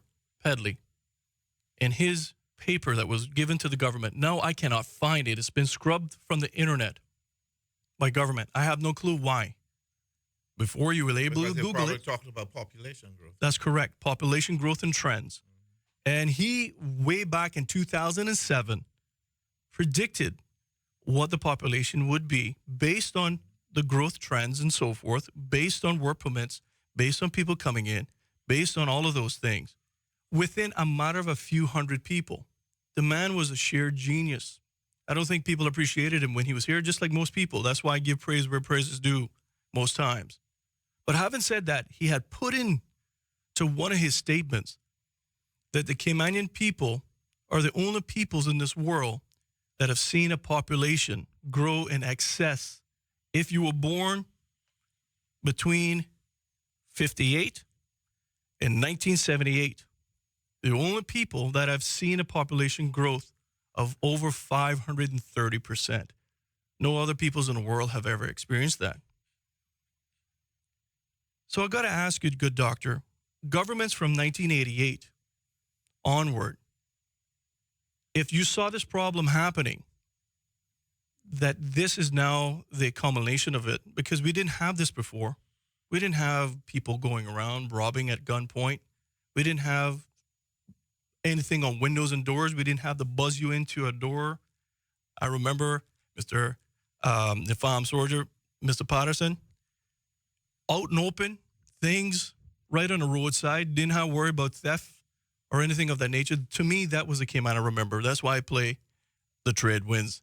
That's Cayman. Now, obviously, we can never be stuck in time. That's a mire that most people have. But these people have now translated, good doctor, at 26 years of age, if you look where it is, we can probably trace from when they were younger, the transition and what has happened, even with their parents. Now, on this show, and also the statistics show it, that ESO says they have 2,100 approximately clients. Now, I don't like the word client because to me, a client is somebody that pays for something, right? It's a psychological thing for me. Well, they're paying too. If you go back and you hear, you see how the Greek, the Romans use the word client-based relationships. The client is giving up something. They being on welfare is giving up something. They're giving the system something by allowing that relationship to happen. And they're using a term that I can understand because they might not know what they're doing by using the word client. But you know how we take words and we, the Jews say that there are no things, they're only words. So we create reality through words. So what they define that they are creating, a client base, it's an awful concept, but it is true. That's what they're doing. Well, when we're looking at it in a commercial sense, you're right. To me, a client base, we want to grow a client base to be big. No, but a client, they see the whole idea of a client base is one where you're giving them something and they're giving you something. So for them to call it a client means that they're getting something from that one, from the client. And what is that one? What is that is submission. It is indoctrination into this whole concept of leaving the productive process in the society. Well, welfare has been constructed purposely to achieve this. No, you're absolutely correct. In my readings, Nelson Mandela said that greatly as well and frequently. that poverty is the greatest man-made travesty that there is. But when we look at it and we just take in numbers, and the gentleman that was here, Mr. Hilton, bright guy, I like him a great deal, said that if you just do that, and the question I posed to him, well, that's one client, but how many does that one client represent? And so if you're just being conservative, let's just say it's one person and has 2 dependents, 2 children on average. When we just times that by 3, we're looking at 6 to 300 people. Good doctor. The latest statistics are, according to the ASO and so forth, we have a little close to 64,000 people, and 26,000 of those are basically on work permit. So let's just use an aggregate and just being conservative, 31,000 people that are Caymanians. Now, when you take that, sir, that is 20.5% of the population that is in government welfare. I don't know which society would be bragging and saying that we are well, because 20.5%, good doctor, is scary. Yeah, well, it's going to grow. And it's growing. Well, the client base is growing. Because it's a client-based relationship. That tells you, Woody, they want this. This is what the government wants. The government wants this. The government want docile people. They want people to drop out. Otherwise, they would be giving them the kind of remedial help which they need to stay in the system. They would give them the kind of education which is necessary for them to compete in the system. And what you were speaking about when you were growing up in the statistics and where we are now, Cayman began to become stratified. That's a sociological term, stratification. It began to become stratified in the 70s, and the stratification process is ongoing. And what happens is that people have been weeded out and put into an underclass. These clients are the underclass. But because they will not stop to solve the problem, or because they will not accept suggestions from people like myself that might help to solve the problem, they see these people as being a permanent part of the class structuring of our society. That's what's dangerous. The fact that we have Caymanian politicians who accept this, that's what's dangerous. So those are the people that are going to lump in proletariat, that are going to be voting to keep them in power, because these are the people from the caboose mentality period that were just given things, but always knew that they had to come back to the master to get the master's approval, and you get the master's approval by voting for the master. That is how the Roman concept of client-based relationship worked. It worked all over the world with Catholicism. Catholicism took it all over the world. That's what we're dealing with now. We have an underclass. We're creating an underclass, and we're comfortable with an underclass. But the drawbacks are that some of these members are criminals. Some of these members are frustrated. Some of these members are willing to use violence in the society. There is where we get the crime. Not all of them are passive. And just look at the numbers that are incarcerated at Northward in relationship to the percentage of Caymanians. Just look at the energy, the sheer energy that is encompassed at Northward, that is contained at Northward. If that was on the streets today, nobody would even want to be in this country. So you have to have a holding place. But if we had a concept that everybody's life was valuable, if we had the Christian concept that it's never too late to find Jesus and change yourself, if we had that really in our heart, we would be reaching out to these people, and we would be trying our best to make sure that the Jesus we know works. Nobody is serving anything else but themselves in this island. And this is wrong, because Cayman was not like that. Cayman was the place where we were all our brothers and sisters keepers. I would like to keep that philosophy alive.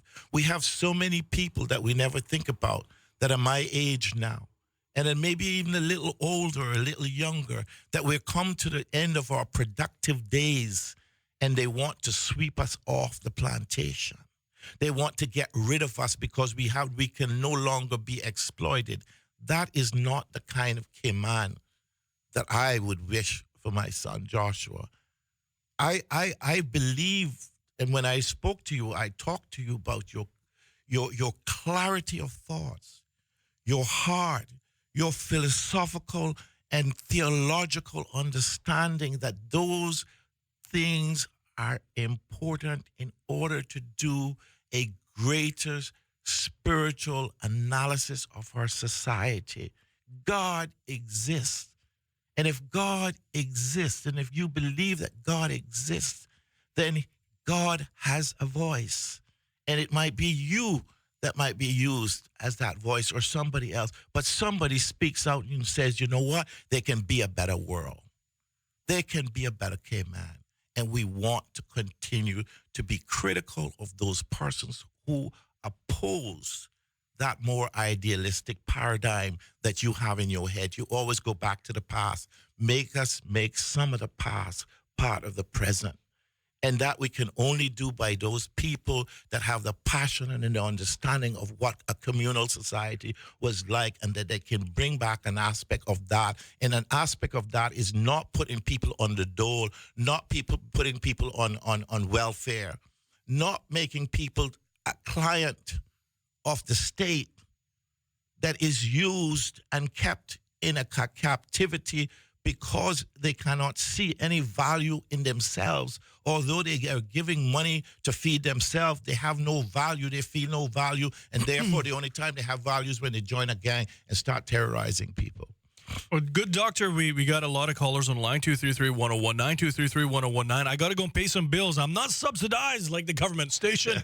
So bear with me, ladies and gentlemen, and those on the line, I promise you, as soon as we get back from this little wonderful break, please support our wonderful sponsors. We'll get straight to you, 233-1019, and also it is our WhatsApp number, which is 324-1019. Before I go, we got a caller that called in a little earlier and said that they found a set of keys yesterday in the Patrick's Island area. If you jot this number down, if you're missing a set of keys that you lost and you believe it was in the vicinity of the Patrick's Island area, please call this number, 922-8414. That is 922-8414. Thank you. More of Cayman Crosstalk on Rooster 101 and live on Cayman 27 is next.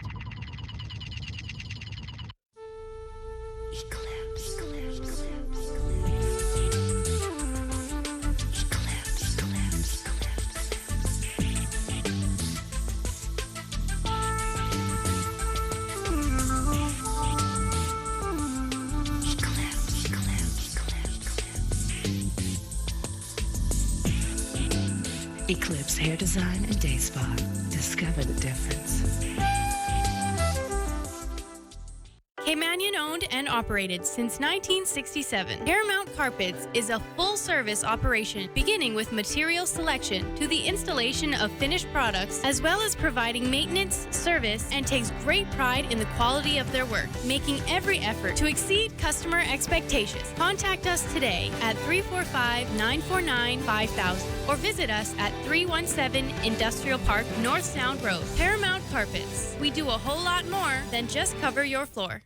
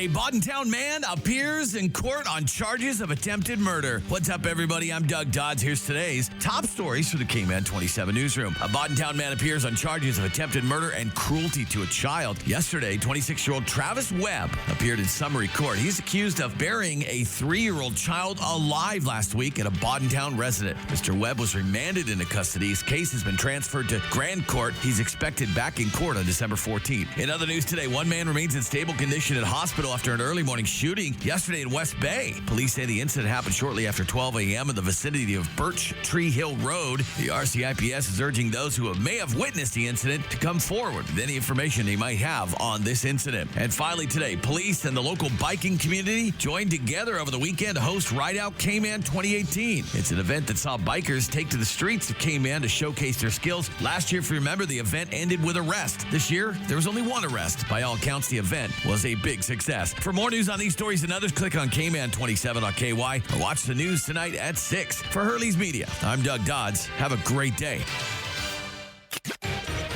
Be a part of the conversation on K-Man Crosstalk by calling the Superior Auto Hotline, 233-1019, or message us on the K-Man Crosstalk Facebook page. Now, back to K-Man Crosstalk on Rooster 101 and simulcast live on K-Man 27. All right, ladies and gentlemen, thank you all very much for.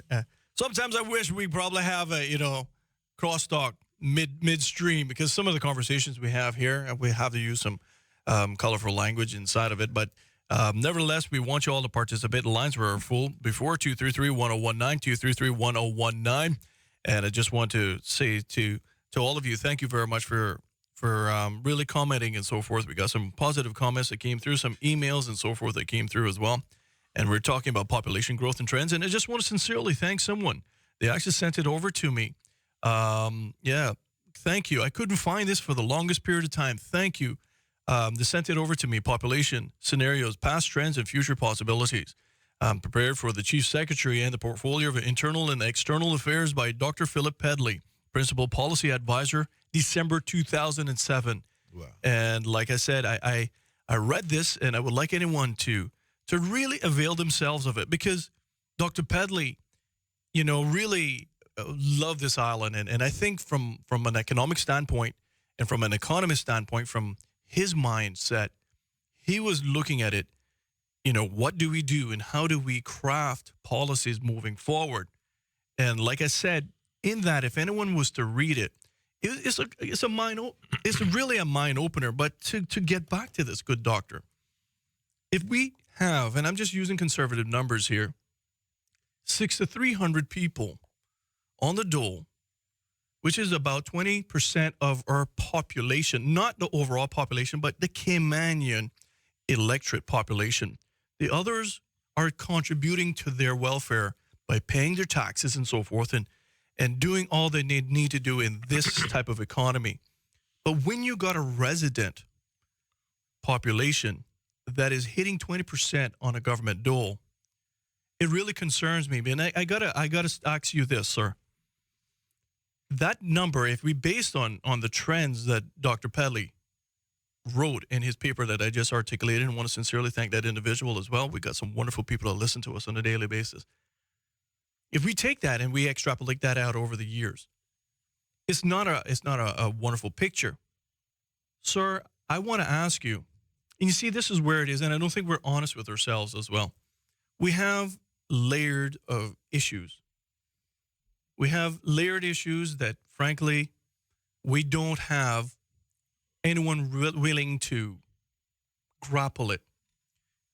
Here's what we have. We have young people that I've interviewed, and I'm going to say this straight out now. I don't do it anymore. I don't recommend anyone anymore for any jobs to anyone.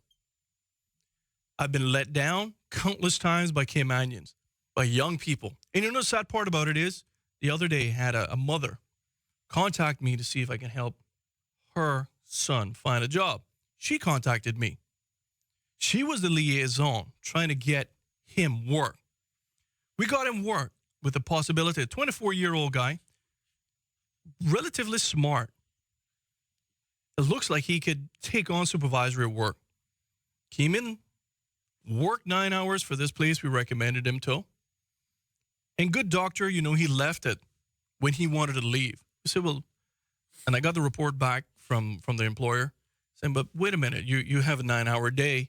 And sometimes, according to the contract and what we agreed on, you may have to go over that if times are busy. No, I'm picking up and I'm leaving. Pick up and left. Now, he was slated to be a supervisor if everything worked out. Being paid fairly, fairly well. Not one of these $6 an hour jobs scenarios with the possibility of even increasing when he became a supervisor. But this is over and over, doctors. Like, people do not want to work. We have a generation that has become lazy, and because of political correctness, we have leaders that don't want to say what it is. They say, oh, well, no, let's not say that. They're lazy. I think the one that said it most and probably that got the most probably flack for it was Ralston Anglin. He said, not everybody is not employable. We just got some people that are lazy, straight down lazy people. And I ask you this, good doctor, you studied people over the years, 40 years in doing it, from your initial theses in different jurisdictions in London, looking at it in Germany, Cayman, and throughout the Caribbean. I have to ask you this, sir. If you get an individual that does not want to work because they're on the dole, why would they want to ever work, ever, good doctor, if government takes care of you? Well, I mean, Woody, you're judging the individual. What I normally do is that I look at the history of the individual, how the individual has been socialized and educated. Much of the failure is in establishing the values that will lead the person, that will motivate the person under certain conditions. So we always go back to the family, the nuclear family, and that if that is absent, you have problems anyway. Because the whole values that people need in order to navigate in life are absent, or they're not deeply enough rooted in the person's sociology and psychology. So we are blaming the end result. But the point is that we're no longer at the point where we judge people according to our own collective behavior or responsibilities. We judge people according to the end product, which is showed up in the individual. Nobody comes to take responsibility. We want to throw the responsibility on that individual that is lazy. But that individual was born to be industrious just like you or me or anybody else. But why didn't they become this? They didn't become this because of the process of socialization. Now, you get people who do not believe that anything has to do with the way a person is brought up. They think that's the way that person is. That person, no, God made us all equal. God made us with the capacity to be able to absorb, like sponges, our culture, not just the material part of our cultures, but the spiritual and psychological part of our cultures as well. We know that from the time a child is in the womb, from the time it's few months, it begins to react to its material environment, and it grows that way. Now, all I'm saying to say is that, yes, I blame those people, but I also believe that if we find a problem with them, there should be retraining, retooling programs in the country because we didn't get it as a society or as a school system, educational system, or as a family system right the first time. Because we're such a small population, this is absolutely important. I've been preaching this for years, that we cannot just warehouse people at Northward because they are producing and socializing young children in our community that they have themselves. None of them men that go in there are impotent. None of them are castrated. They are all strong, handsome men, some of the most handsome men some of the most handsome Caymanians are at Northwood Prison. They're producing children. So they are impacting a percentage of your future generations all the time. So it's like when you speak to these doctors from India that are at Shetty Hospital, they understand. They understand what I'm talking about because they speak of medicine as I speak of society. If you have one little thing in there and something happens to trigger it, boom. We are taught that we have evil in us. We have good in us and we have evil in us. It's a dialectic process. If that evil is triggered, boom, and that becomes stronger than the good. And then the good part of us get beaten up by the bad part of us. So there's a struggle. And those of us who have had to struggle with the different kinds of elements in our lives can testify to this. This is the reason why we have to lean on a force that is stronger, that we can believe in. But how can people get to the point to believe when there's nothing that we provide in the society for people besides work? This is a plantation. We have the churches. Yes, we do. But what other types of communal or collective activities do we have for people that brings them into thinking good about themselves and about society? If we have any sort of leisure time, we spend that doing things that just makes us more addicted to materialism and make us look further away from ourselves rather than more closely at who we are and who we need to change to become. So all of these things that we're talking about is that we are noting that the body will have challenges in terms of health. Society will have challenges in terms of health. But look at the number of doctors that they have and hospitals that they have to deal with our physical health. What kind of support do we have to deal with our psychological, our social, our spiritual health? We have the churches, but at the end of the day, they are very inactive. They have sermons and that's it. There's no visiting. There's no outreach. There's nothing like that. So there is a lack of interaction or positive interaction between people. We can find negative interaction or ways to interact negatively all the time, but very few ways means of interacting positively. And even that young man that is lazy, if he could find some way of interacting positively, his laziness could be curtailed and maybe he would be seen to be a little bit more industrious.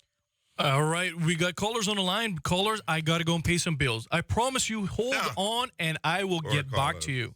Yes, we're very long-winded here. More of K-Man Crosstalk on Rooster 101 and live on K-Man 27 is next. The Copper Pen. Have you heard? They have new daily meal deals at Popeyes. A different meal with side every day of the week for the same price of just $3.99. Monday is chicken soup with rice. Tuesday for the chicken bowl. 2 tenders on Wednesday. A loaded chicken wrap on Thursday. It's all about that shrimp on Friday. Chicken nuggets to start the weekend. And the mixed 2-piece to finish. The new daily meal deals from Popeyes. A different meal every day, served with the world-famous best dressed chicken for only $3.99. Only at Popeyes, Louisiana Kitchen on Eastern Avenue. And the flavor with a beat. Black thing now move up him dancing feet. We dance them flavor with a beat. Holy sauce, yeah, we acting on the street. Young middle age or old, move your feet. When Grace if we dance, everybody have to do it. Grace, feel the vibe, can't you feel it? Grace, delicious, so nutritious. Yes, quality when you taste it. Want affordable? Look for the label. Flavor we are flavor because the spice is flaring. Flavor with a beat, no other brand of the near way. One taste and you know Grace is real. We believe that every life matters and that we are all connected. One community, one people. We believe in compassion to give dignity to those that society has let down. We strive to conquer fear, and we believe that the power to heal is a gift. This is who we are. This is what we believe. Holy Cross.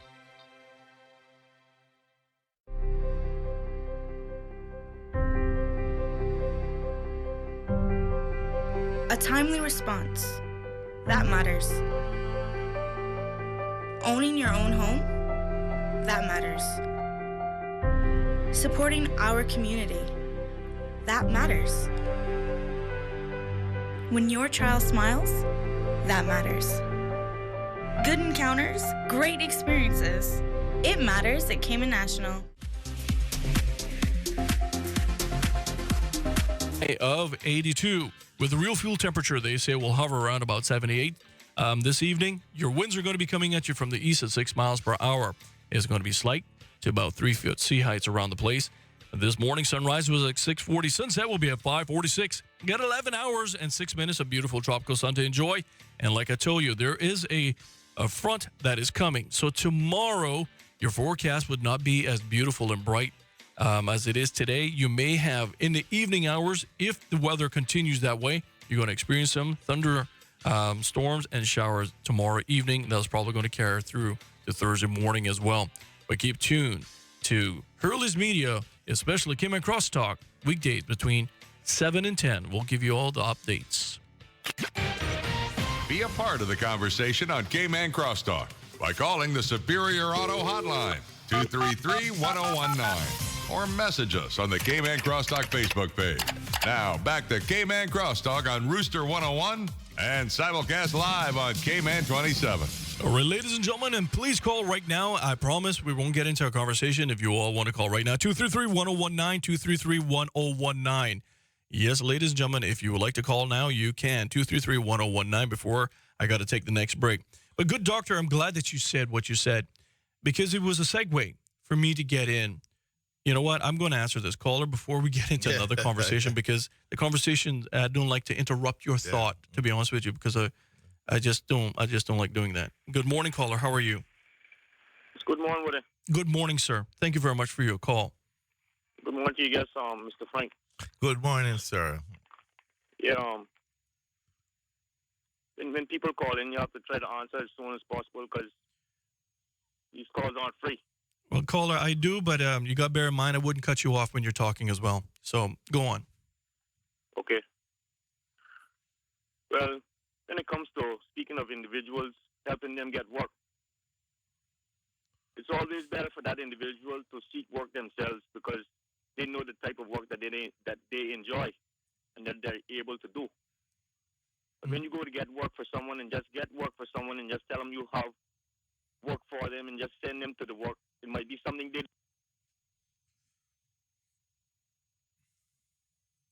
Hello, caller? I agree. Oops. No, I think he's absolutely correct. And that was the point that we were trying to make. Yeah, I agree with that. You can't have mothers going out with a 24 or 20-year-old man looking for work for him. If he wants to work, but we have to take some culpability in this as well. If parents are willing to sit down and let their old son play video games all day long and pay the bills all around him, the electricity and so forth, you have no way to bitch and complain. You're part of the problem. And that needs to stop. You brought up a point, and I'm glad that you said it. It was a wonderful segue.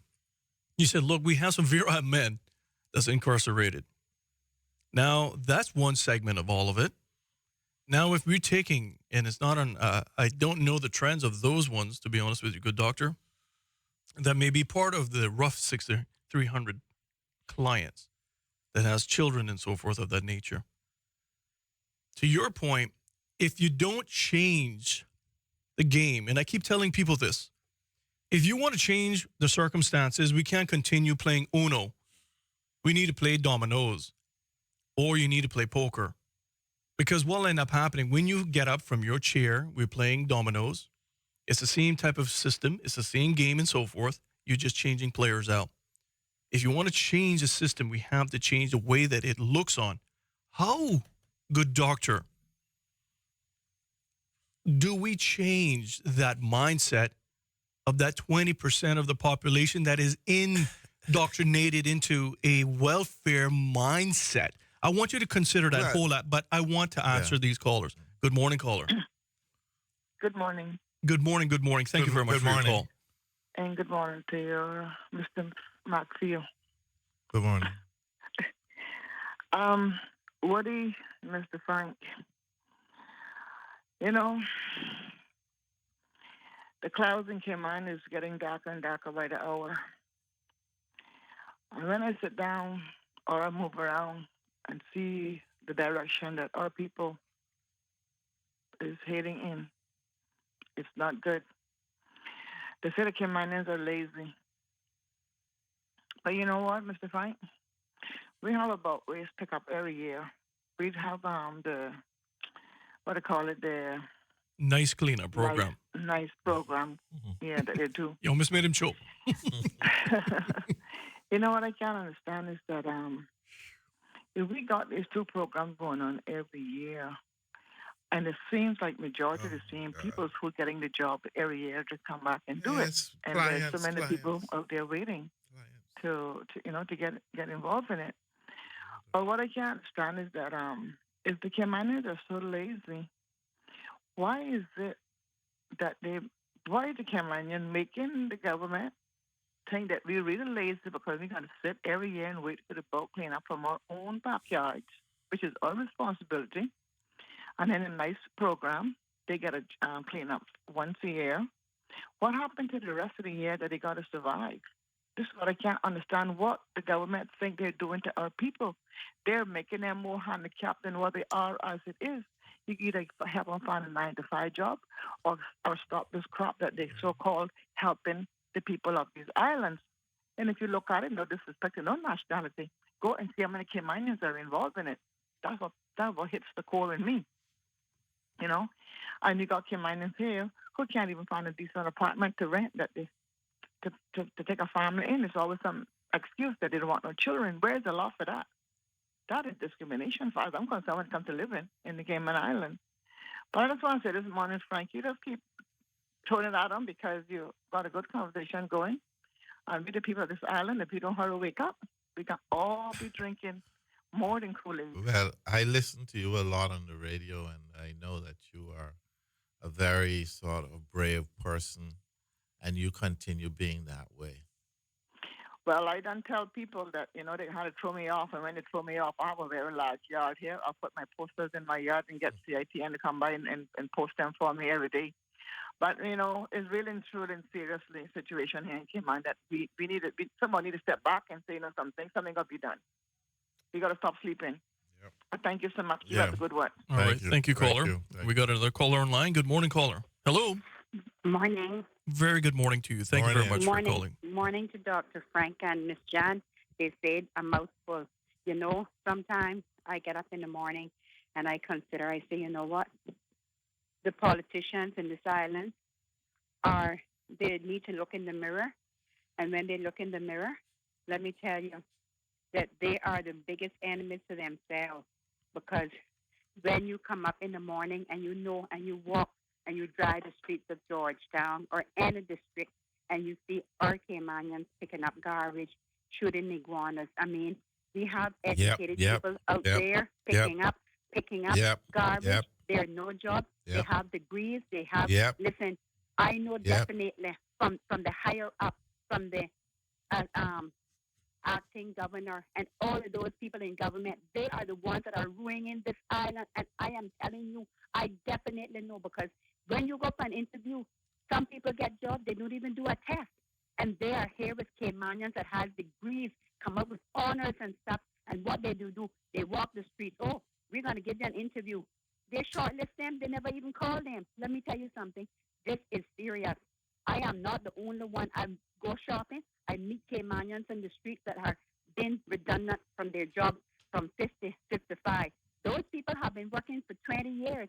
They can't get a job. Why? Tell me why. If you're in a job for 30 years or 20 years or 15 or 10, you must know what you're doing. So find a job for those people. We have expats coming in here, can't even speak English, can't even understand, don't even know the difference between a pen and a pencil, and they are getting the job. But let me tell you, Dr. Frank, you see a lot and you know a lot. They talk about Caymanians lazy. We paved the way for them to come in here and take our jobs because we were the ones that made this island. So I don't know what they are talking about. Caymanians are lazy. We were never lazy. We got up in the morning from 5 o'clock, 6 o'clock, toil from 5 o'clock till 10 o'clock at night, go home, do our work, and get up in the morning again as usual. You know, this is why we get all of this talking about Caymanians are lazy. Right now, you have people in here flipping burgers, making hot dogs. Why Caymanians can't do that? Taking a work permit, paying for them. And you know what? Caymanians who need a work permit, give it to the Caymanians. It's a start. It's a start. But all of this thing is, but you know what? They go to get these people come in, they're pretty face, they're paint up with their nails as long as the witches. They have their face all fixed up, they have their nice clothes, showing half of their body parts. They're the ones that are getting the job, not the local people that are decent. They're the ones that are getting the jobs because you know what? Their personality and who they are is giving them the job. They're pretty paint up face. That's who's getting the job. Caymanians need to start standing up and open their mouths.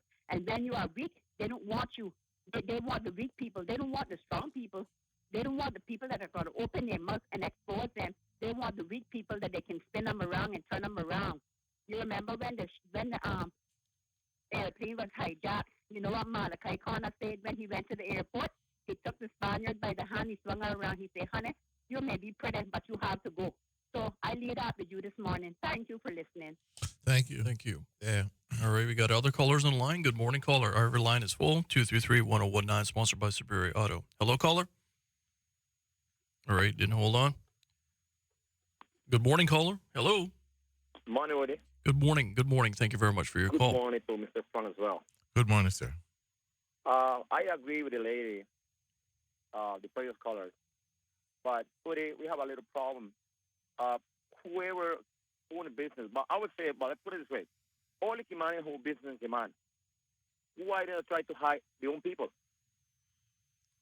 Because I know a lot of business in Cayman owned by Caymanian. If you walk in, 80% or 90% expat. So why Caymanian don't hide their own people? This is not only the government. We have to help each other. In Caymanian, they need to hide their own people. Because 90% is expat with work permit. Well, caller, I got to So ask if you. you ask a Caymanian, don't try to help your people. Who's going to help them? Caller, can I ask you a question? I like I like engaging you. You're a small business owner. That's right. What do you think is the problem with that scenario? Well, to me, Woody, one of the first problems that I see is the minimum wage. Because a lot of Caymanians can't afford to live with the minimum wage. If you go Cork supermarket, if you go Foster's, you barely see Caymanians working in that places. Because the money they make, they can't survive. They can't pay a mortgage. That's right. That's right. They can't afford $1,000 rent. No motivation. I mean, this is really very serious. I'm expat. You know, I've been here 28 years. I'm from Honduras originally. Dr. Frank know me. My name is Mario. He know me well. Yeah, you're speaking right, Mario. And trust me, it's a serious situation because Caymanians, they need to have a good job in order to survive in this island. That's right. Otherwise, I mean, I see a lot of Caymanians, they live in their own country, going to England, going to Tampa. That's right, They can't Mario. make any Cayman no more. That's right. That's all I can say for today, Woody. Thank you. Thank you very much. Have a nice day. That's right. No, thank you very much. And the reason why I like, I mean that minimum wage thing, that the wages it's so critical. It's so critical. But the thing with it is, you're encouraging poverty, and you're importing poverty with all of that as well, and the mindset that goes along with it. Good morning, caller. How are you? Hey, good morning. Very good morning. Thank you very much for your Good call. morning, Dr. Mark Field. Good You go here, man. Jigo, how are you, sir? Good. I sort of agree with some of the callers, but I think the big problem is, Woody. Yes, sir. And Dr. Frank, the Cayman people, the electorate, have no clue of their right. I say this to say, if you elect someone or we have a government that is not pleasing or satisfying to the people, it is simply your democratic right to get rid of them. If you don't want to do it now, don't vote them back in the next election. Completely out. Bring in Babash, Corvell, Rudy, and a lot of those other guys that people call crazy. Bring them in. Because these people are so educated and so smart and so politically correct. We're going West Bay for. Leave West Bay alone. I understand. Yeah, I don't want. I'm picking on you. People, but but you know where I'm coming from, you know. I know. People are complaining about the politicians. I don't blame politicians for nothing. They are there because they were elected. And if you're satisfied with what they're doing, they stay there. If you're not satisfied, get them out. If you don't want to get them out, well, they're going to say, well, they must be like, what are we doing? It is simple. Demonstrate, march. Those things are not illegal. That's a democratic right. Organize a group of people to demonstrate. It is simply going around the glass house or somebody and stand up and say, listen, enough is enough. This is what we don't want. This is what we don't want. This is what we don't want. This is our place. How hard is that for people to understand? The majority of Caymanians do not know their political rights, and that is the problem. And politicians are happy with that because they're comfortable.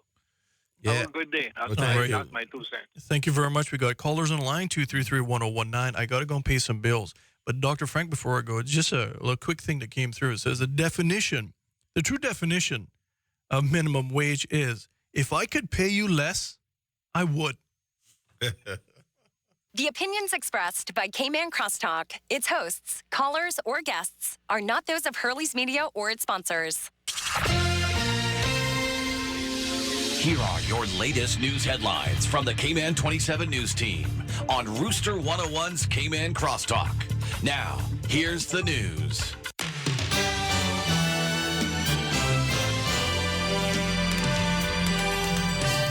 A Boddentown man appears in court on charges of attempted murder. What's up, everybody? I'm Doug Dodds. Here's today's top stories for the K-Man 27 newsroom. A Boddentown man appears on charges of attempted murder and cruelty to a child. Yesterday, 26-year-old Travis Webb appeared in summary court. He's accused of burying a 3-year-old child alive last week at a Boddentown residence. Mr. Webb was remanded into custody. His case has been transferred to Grand Court. He's expected back in court on December 14th. In other news today, one man remains in stable condition at hospital after an early morning shooting yesterday in West Bay. Police say the incident happened shortly after 12 a.m. in the vicinity of Birch Tree Hill Road. The RCIPS is urging those who may have witnessed the incident to come forward with any information they might have on this incident. And finally today, police and the local biking community joined together over the weekend to host Ride Out K-Man 2018. It's an event that saw bikers take to the streets of K-Man to showcase their skills. Last year, if you remember, the event ended with arrest. This year, there was only one arrest. By all accounts, the event was a big success. For more news on these stories and others, click on K-Man27.KY or watch the news tonight at 6. For Hurley's Media, I'm Doug Dodds. Have a great day.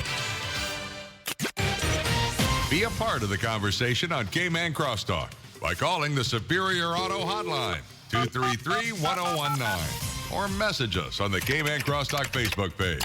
Now, back to K-Man Crosstalk on Rooster 101 and simulcast live on K-Man 27. More of K-Man Crosstalk on Rooster 101 and live on K-Man 27 is next. Burger King. The countdown is on for K-Man 27's Parade of Lights, brought to you by Bogle Insurance Brokers Limited. Enjoy this annual boat parade as the water comes to life at Camana Bay Harbor with this year's theme, Christmas Around the World. Don't miss K-Man's largest family gathering as we kick off the 2018 holiday season. Saturday, December 1st, starting at 6 p.m. at Camana Bay. Brought to you by Pro Yacht.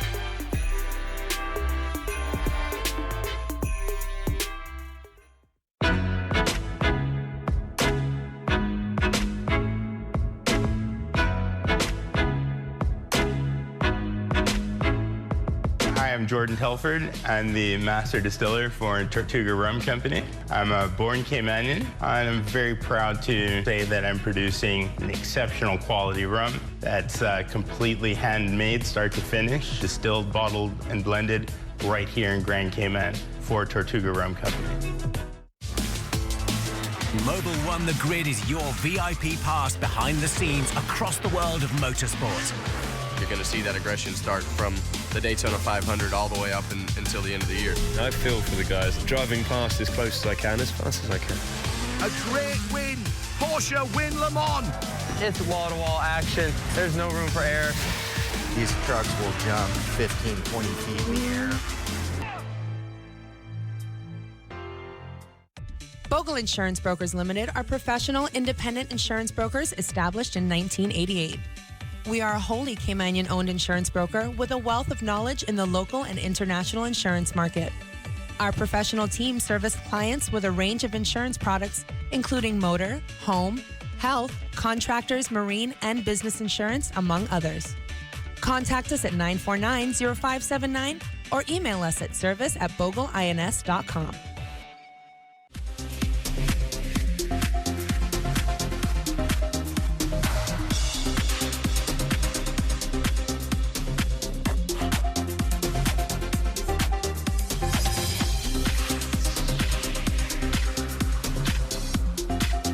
parts your day. The lines are lit, 233-1019. And how our phone system works, as you can see, Doctor, I don't know who's on the line. It's like Forrest Gump. It's like a box of chocolates. I never know who I'm going to get. It just goes by, you can see the color of the line. The green one is the first one in, so we're just going to go with that first caller. Good morning. Good morning, caller. How are you this morning? Thank you very much for calling. Good morning. Good morning. Yes, I'm 100% with the lady that called. Okay. Plus 1,000 and more. The Caymanians are not lazy. I am an elderly lady, and I'm still working. The Caymanians are not lazy. Can I ask you a question? You're from, obviously, as you said, you're in your elder years, senior years, and you're still working. I got to ask you. I'm only 70 years old. Well, there you go. Do you think, and let's just be honest with ourselves here, are you speaking from your generation, or are you looking at your generation and today's generation? I'm looking at my generation plus this generation. And you reasonably feel that Caymanians aren't lazy? They are not lazy. Caymanians are not lazy. Okay. You don't think a small percentage of them are? No. Okay.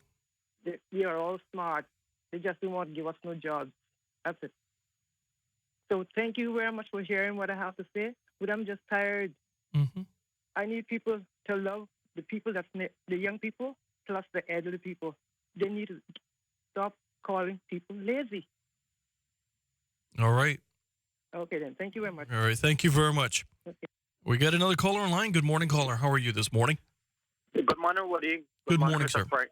Good morning. How are you? How are you guys doing? Good. Woody, this topic is going on for years and years and years, Mr. Woody. Why the topic Caymanians lazy? We got different nationalities always lazy, but we always throw in what Bob Marley used to say, you live in a glass house, you throw stones, right? And the poor Caymanian not getting a chance, Woody. 15 years of service, I used to work from 5:30 a.m. in the morning to next day on my duty. And I'm a Caymanian born. Your dad had a store.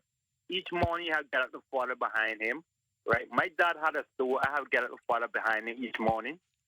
So, Caymanian, we got a lot of homes and we got a lot of houses in Cayman, right? It start at home first before it go out to the street, right? Right? And everybody not giving the Caymanian a chance, right? Years ago, Dr. Frank, when you were in power, right? I make a comment to you about sports, right? You, Mr. Dalton, Walter, right? For the netball, right? They were going to the World Tournament in Jamaica. And I promised you that I could put Cayman 10th place in the world. We had a meeting for 3.5 hours, and you still denied, not give me a chance to take my country to a higher level. No, we can't even get to the World Championship no time because we are too biased. We keep on, we Caymanian too much, right? I'm a Caymanian born. I'm a male, but God give me a gift for netball to carry Cayman Island to the higher level. The best netballer in the world, she passed on. She gave me the baton to carry Cayman to the higher level. And Lucy Seymour hide the paperwork, stop me from working. I cannot get a coaching job in the Cayman Island. In the talent I have, in the team I carry away, is always a first place or second place. The netball team went to Canada in October. The team that I carried to Canada a couple years ago, we beat that same team, right? And they're looking for a director for netball, and they got Caymanian born here, gifted, coached by Winston Skinner, coach went through all kind of training course, and can't get a job with the Caymanian. Come on, Mr. Frank, you've been in that shoe, but the politician, it's not the politician to blame. It's that our home. Well, and Mr. Warden, his father, his mother was raised us up the right way. Caymanian are lazy. We people in higher Well, places that want to give Caymanian the opportunity. I hope you're not suggesting that I said that Caymanian was lazy, because I never said that. No. And I'm not going to ever say that. I believe that certain people might not want to do certain things because the rewards are not sufficient. I look at things a little bit more deeper than that. And the problem is with conversation always, and that's one of the reasons why I don't necessarily take to the radio too much. Okay, Mr. Frank.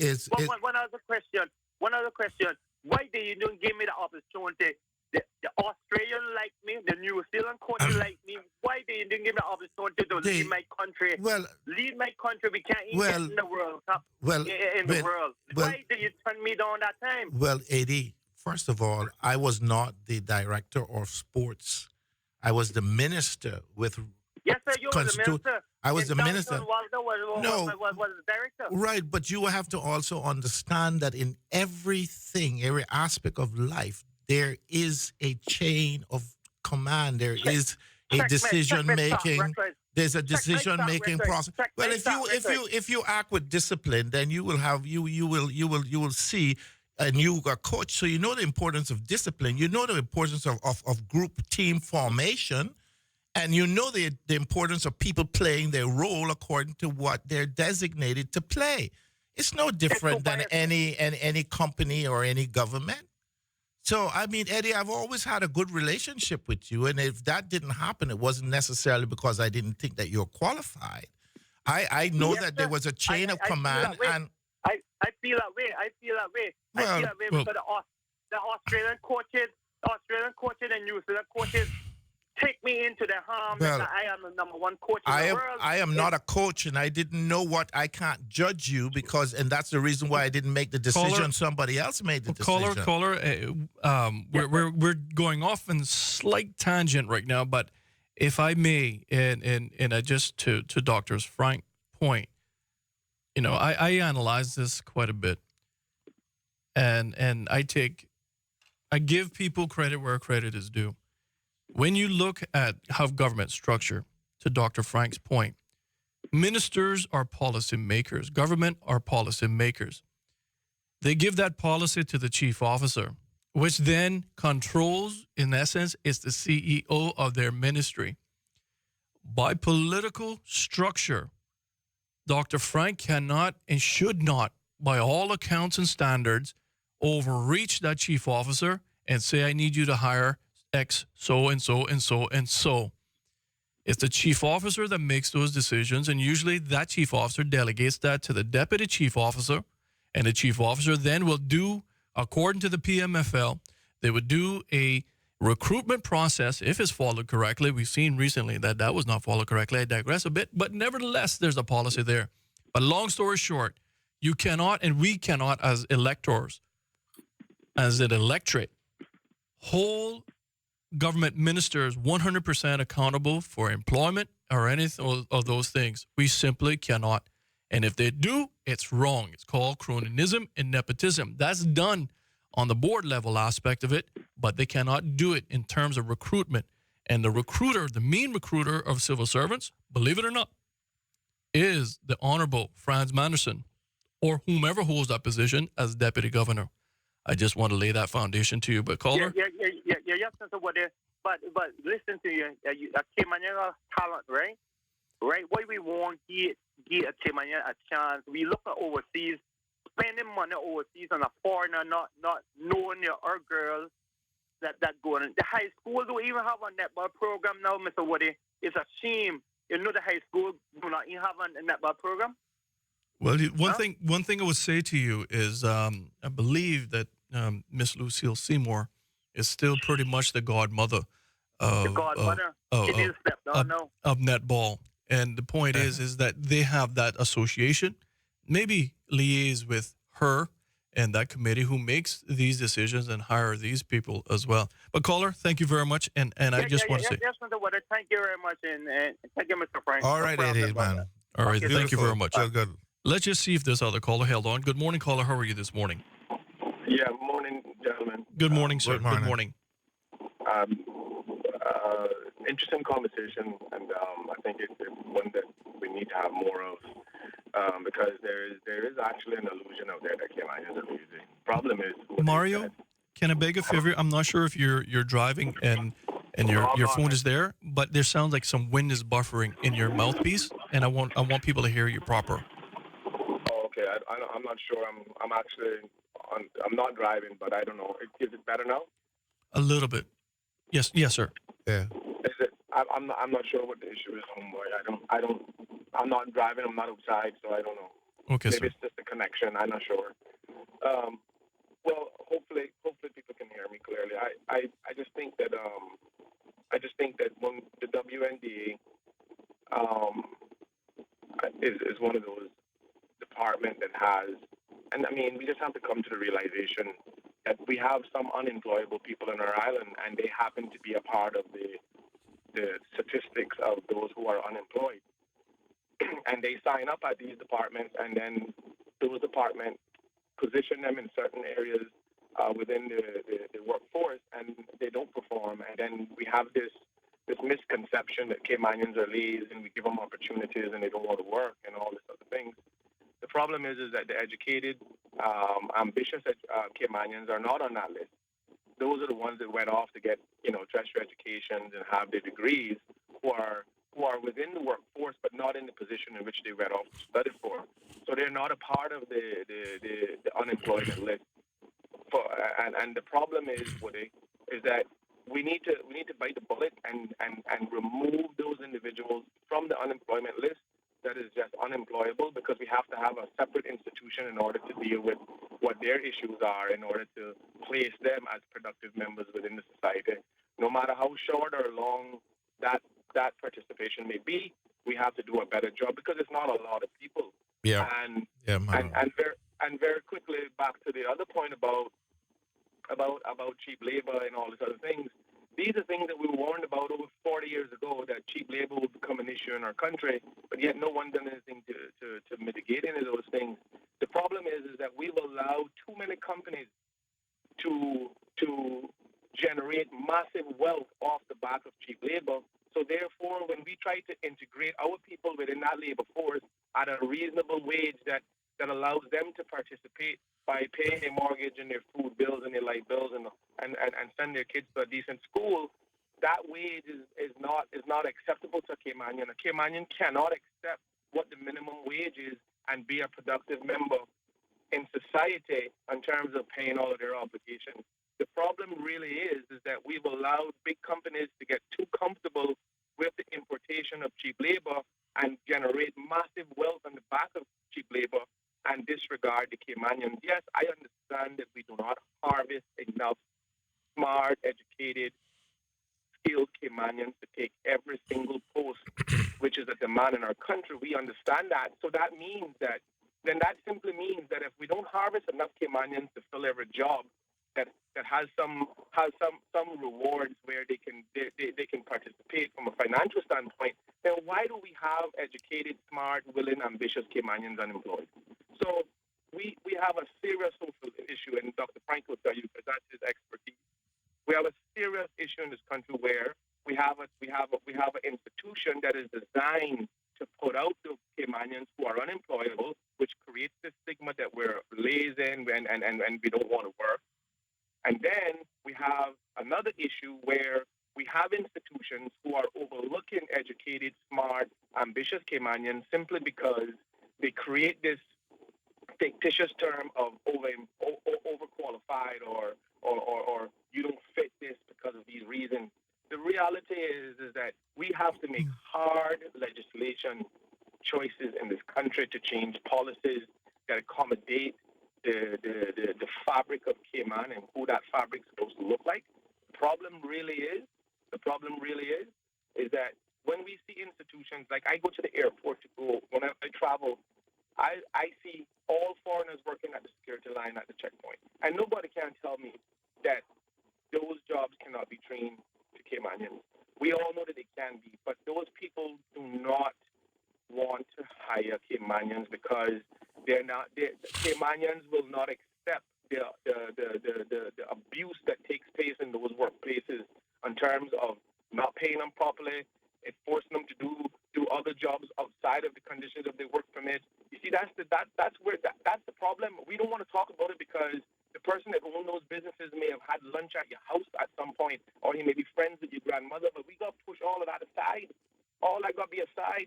All of those people who have bled this society on the back of cheap labor while marginalizing Caymanians who want so badly to participate and own something in Cayman without fear of losing it simply because the system itself has failed them.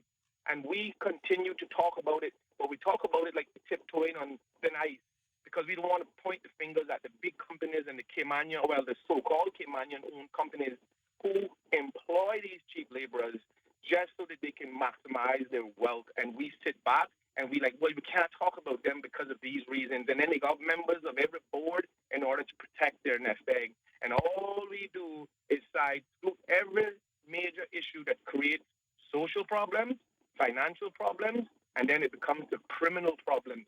But yet no one wants to deal with it because this guy used to eat at our house on a Sunday. We got to forget about all of that. You know why? Because we got to look at the greater picture, and we got to understand that there is no longer the sustainable Caymanian who's sitting down saving to go away on vacation every year with his family. That guy, he don't exist no more. You know where that guy is? He living in his brother's garage or his uncle's basement, or living outside in a shop that he built up because he wasn't able to maintain his mortgage or his rent, so he had to now fall victim to a broken society, to broken policies. We got the cost of living that has pushed people right into depression, right to where they're having heart attacks and dying, and no one cares to see this.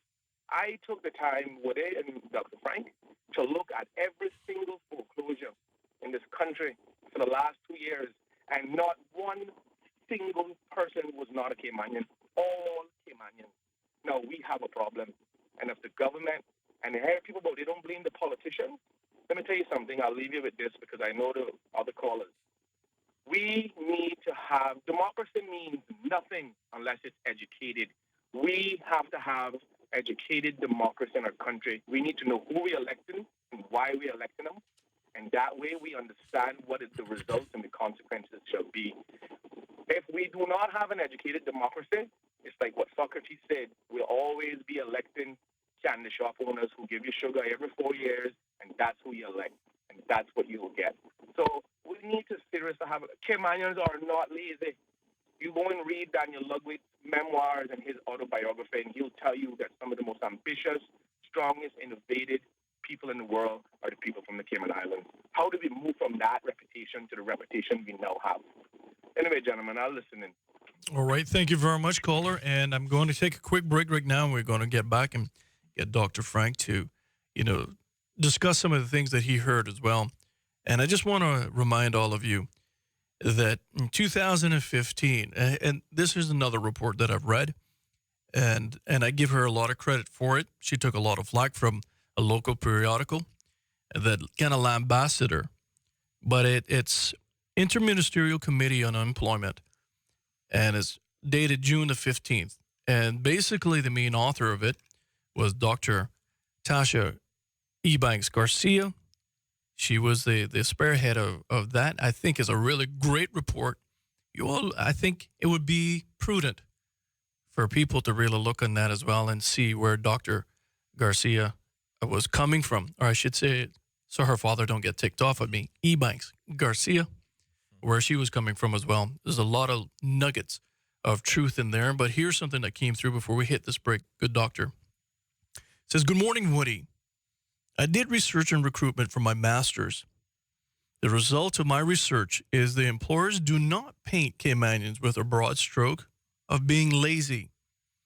Each person stands on their own merit, and their personal reputation is more of a barrier to employment than a cultural stereotype. Rumor dispelled. Be right back after the short message. More of Cayman Crosstalk on Rooster 101 and live on Cayman 27 is next. Burger King's. Some say the time of miracles is past, but we see miracles all around us every day. Some could not walk. Some could not breathe. Some had lost all hope. But something amazing happened. Something that can't be analyzed or quantified. Something that is more than good medicine.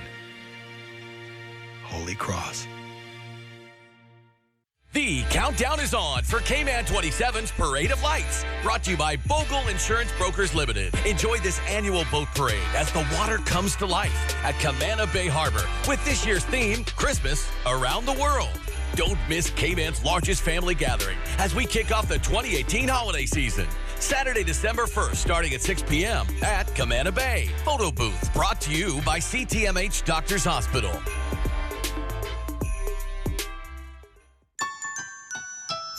Fresh fir Christmas trees are on their way to Hurley's. Our containers arrive from the forests of Quebec on November the 24th. These fresh, fragrant balsam firs won't last long. If you plan on having a tree in your home, order yours today. There's a shortage of trees coming to the island this year. Make sure your family has a green Christmas. Order your tree today at hurleys.ky/ordering. Hurley's, get fresh trees with us. Fresh at Hurley's. Hi, I'm Caroline Hobby, host of Nashville Insider, where we bring you the latest in country music news and happenings. Join us as we interview your favorite artists and go behind the scenes of country music's hottest events. Watch Nashville Insider right here on Cayman 27.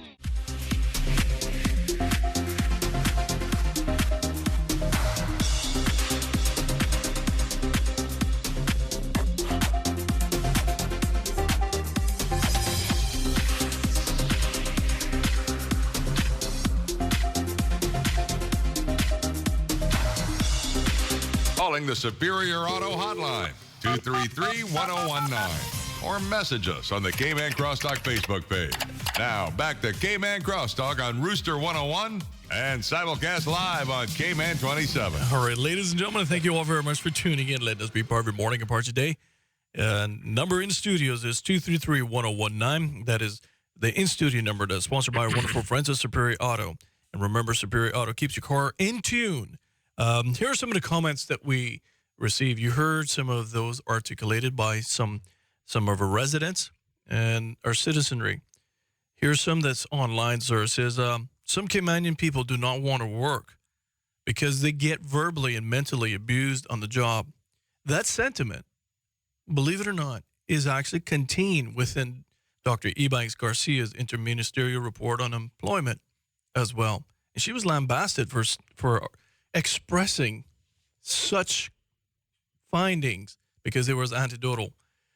Here's another thing that was coming through. It says, minimum wage. Yes, it's encouraging poverty and prostitution. It is impossible to live on $1,500 a month.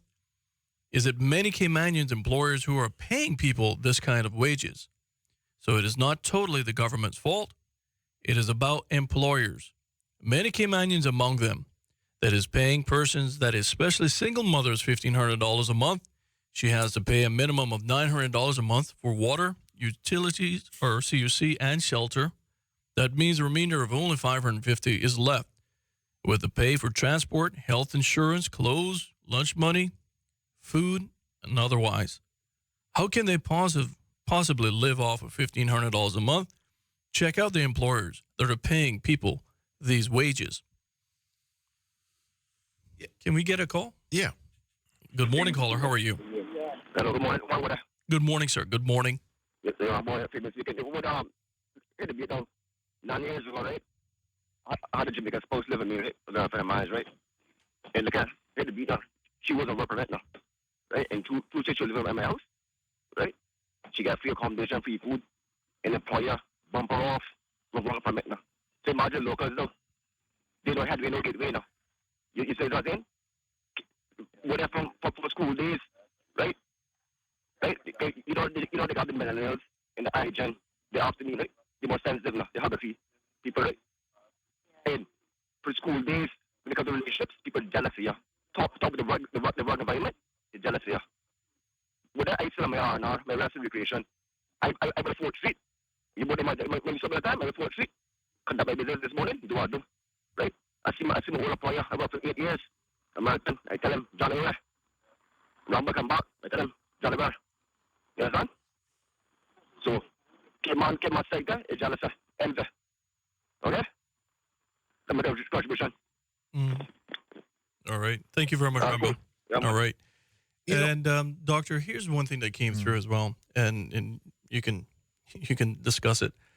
It says another factor that I don't believe people are really considering is that Caymanians. You can say the Caymanians own the businesses as well, but what kind of Caymanian are they as well?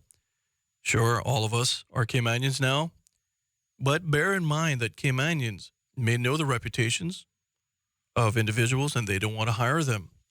But here's the other factor of new Caymanian employers as well, is that they will hire people that they're much more comfortable with and they feel that they know, i.e. someone from their original homeland. Those are some of the barriers that locals may have to really climb over as well. I think, Woody, when you have an island like the Cayman Islands, that time forgot at the back, far beyond, far at the back of beyond, it shows that we were developed or underdeveloped to a point. You get a culture that is coming in. It's called business, but business brings a culture with it. And it's not the culture of the Caymanian, it's the culture of the foreigners. It's the culture of the Americans, the culture of the English, the culture of the Canadians that favor those people to begin with. I mean, if I grew up and I knew how to go to the sea and I knew how to get things from the sea and I knew how to go to the ground and get things from the ground, I shouldn't have to make a transition just like that to something else. If I went to sea, I mean, some people came back and they adjusted well to labor in the islands. But being a seaman is a little different than 9 to 5 here. And if the incentives are not good, then you're going to have a problem. We never had labor unions. We never had governments where government ministers protected labor. Has been always like the people who sell their skills and their labor has been dependent upon the people that are exploiting them for any kind of fairness. And you're not going to get any fairness from the people who are looking at their bottom line. So where do you go? You go to the government. Well, if you go to the government is dependent upon those people that are exploiting you for money to get elected. And we've been talking for years and years about establishing a labor union or establishing some type of cooperative that allows people who are suffering disabilities because of the way in which power has developed in the Cayman Islands and the way in which they have been alienated from any say or any power. But nobody will do anything about it. It is hard to imagine that with all of the suffering that people say that they have, that they will not gravitate towards anyone who's willing to help them organize, or that they're not willing to do this themselves. So many of the problems that Mario Ebanks is speaking about, they're all real. They can all be seen. The problem is that nobody is willing to do anything about these things. And that is really awful. If somebody's getting $6 an hour, they would just make that as a minimum wage. The first time they made a minimum wage in Cayman Island for $6 an hour, what people were getting back in the 70s already. And look at the prices. Look at what you paid for a piece of land, a house spot, they call it, back in the 70s, and look what you're paying today. Look what you paid to rent a little place back in the 70s, and look at what you're doing today. Look at what it costs you to just send your children to school and give the children all the things that they feel that they need in order to be just like any other children, the cell phone, the particular type of sneakers and so forth and so on. So how is it that the wages have been able to be maintained at $6 an hour? It's because the working people have no collective power. And they continue to dream that they will have that power through electing people, and it doesn't work that way. Until people who are workers understand that they have a different interest than people who are using them or hiring them, then we're not going to get any place in this discussion, because we'll be talking about it until kingdom come, but we're going to end up at the same place with the same type of relationship, the haves and the have-nots. So people like Mario Rankin, people like him that understand so well, must be very frustrated, just like how I was frustrated, because we do not find the very people that are suffering from these discriminations and low wages coming forward and saying, I'm willing to stand and be counted and organized, at least to the point where we have representatives that can speak on behalf of the working people. The foreigners are brought here so that the people that exploit them can make a profit. They are favorable because of money, because the people can make money off of them. That's the only thing. Not because people love them more, because they half naked or whatever it is. They're brought here to be used, and they allow themselves to be used because the situation in their country might be so desperate. And therefore, to bring a starving man to compete against a proud man that is a Caymanian is almost unfair to begin with, because the starving man is going to sell himself for anything he can get, and the Caymanian will stop and say, I deserve this. And so it's not laziness. It is the lack of motivation, because people refuse to give the Caymanian a living wage. But we could talk about it, like I said, until the end of this world, until people are willing to organize outside government and see a working people's organization as acceptable and a possibility. Because one of the things that people forget is how much those labor unions, for instance, help to create discipline and worth ethics. It happens in the Bahamas, for instance. You find Bahamian people serving in restaurants and working in hotel industry and doing all of those things because they feel that they're a group. There's cohesiveness, there's mutual support, and there's reward.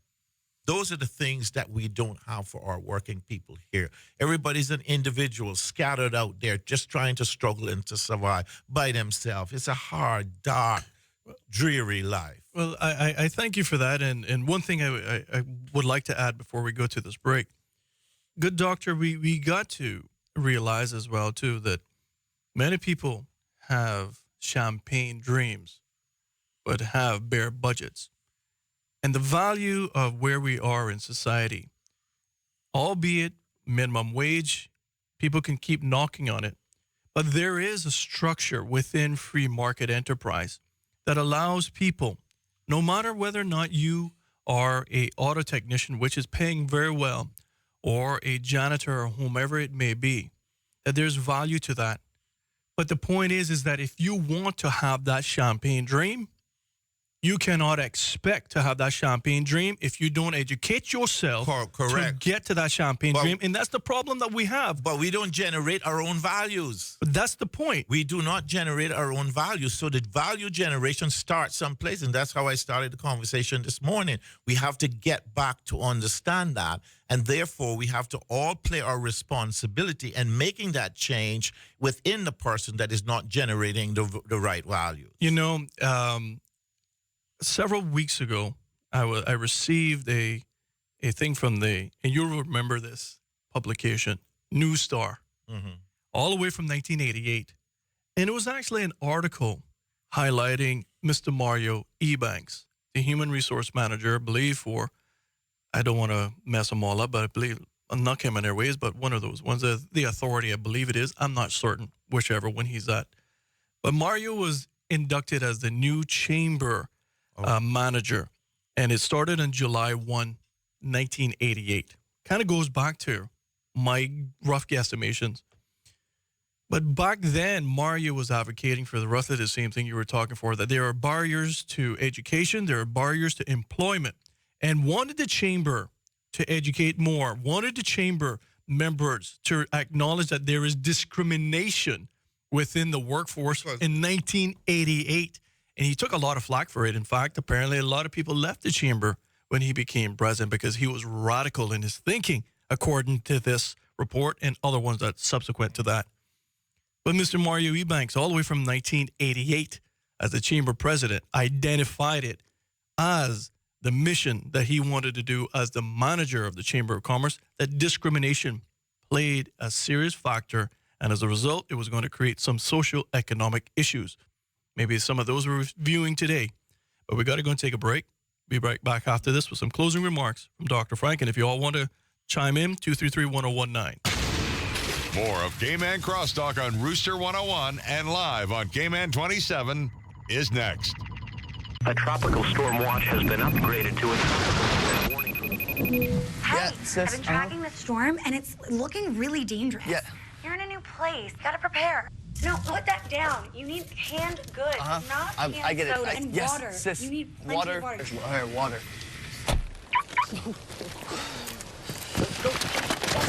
Oh, gosh. Oh, sorry. I'm just trying to get ready for this. Is it your first time? Yes. Do you need a hurricane buddy? Please. All right, come on. I prefer bigger bottles. Kind of shame it took a hurricane for us to finally hang out. Yeah, I know, right? Hey, sis, it's kind of bad time. Hey, good news. The hurricane warning's been lifted. I saw online the storm has changed direction. Oh, so I guess you get to go back to your place now. Where are you? That's not your apartment. Please pick the flowers. Bye, neighbor.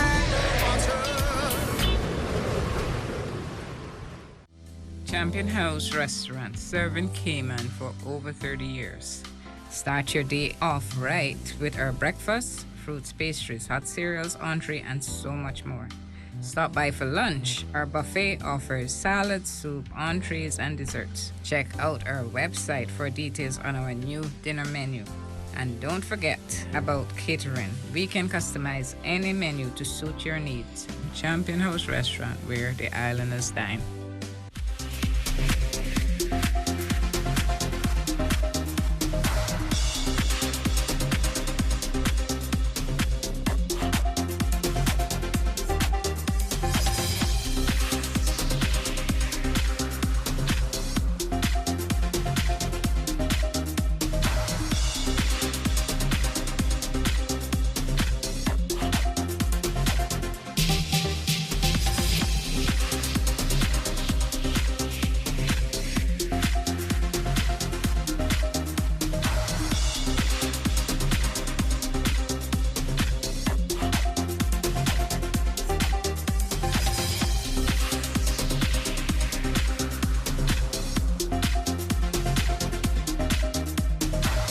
Coming in. Here's one message before we leave.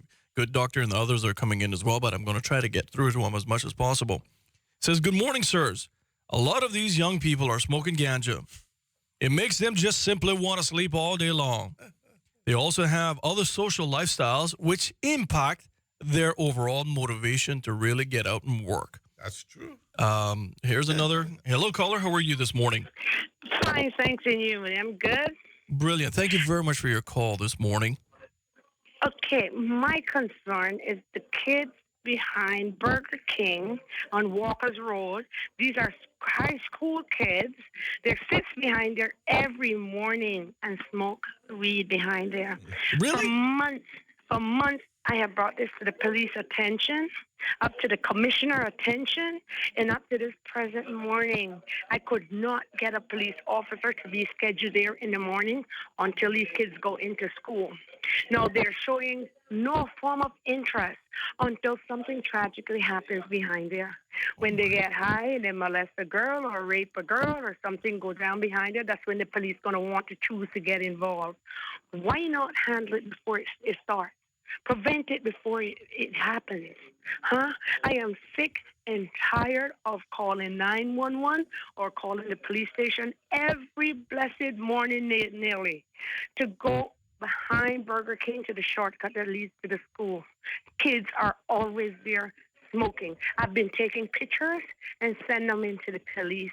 I can't get an officer to schedule there in the morning time up to this present time. Well, do me a favor, caller. Jot this number down, 234-1019. 234-1019. That's the WhatsApp number. Give it to me. Give me a minute. 234. 234-1019. 1019. Yep. And if you can send me those details, I promise you I will. The police can't stand me because I keep calling them all the time and so You're forth. not by yourself. So just send it over, and if two people can be poking them, maybe something will happen. The bear might react. They gives the excuse, or they pass it on to this team, and then this team would deal with it. Oh, no, you can't get the team. I don't care who the team is. Police is police as far as I'm concerned. Just get the work done. Just get someone out there. Yeah? Just get someone there to monitor these kids. All right, How hard is that? As much officers we have on the force. And you for certain that the smoking gadget, I mean, you can smell it, right? Yeah, I walked my granddaughter through. She knows. I just got to clarify.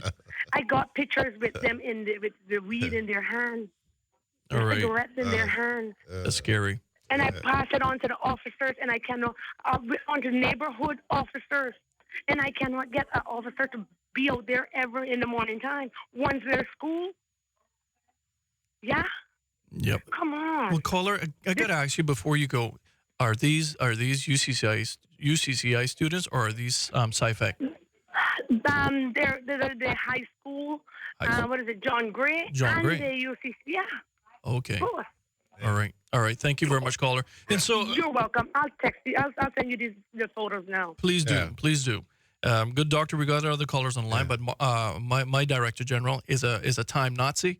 He'll cut me off at 10 o'clock right on the ball. So I just want to sincerely thank you very much, sir, for coming in.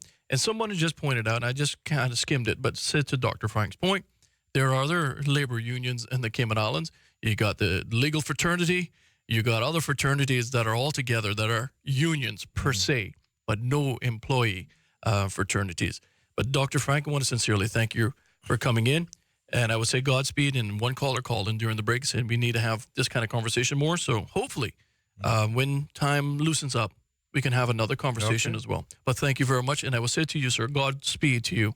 And to all of you out there, the MAX 8 is coming in soon to the Cayman Islands. I'm excited about it. Yes, the new Cayman Airways beautiful plane, the first in the Caribbean. Yes, I'm excited. I truly am. Only morning but show I got to say to all of you, before I go, if you have a pet, please consider spaying or neutering that pet today. If it matters to you, it matters to us. We're Cayman 27, Cayman Informed.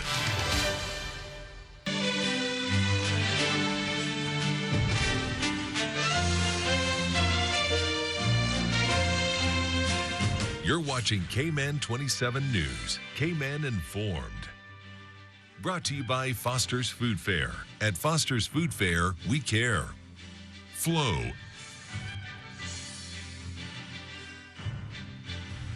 Good evening, I'm Taylor Burrows. And I'm Kevin Morales. Thank you for tuning in. A man who allegedly buried a 3-year-old child alive appears in court. Today, 26-year-old Travis Webb appeared in summary court on charges of attempted murder and cruelty to a child. He was arrested last Wednesday following reports that a child had possibly been buried alive at a residence on Twig Drive in Bodentown. Mr. Webb was remanded into custody.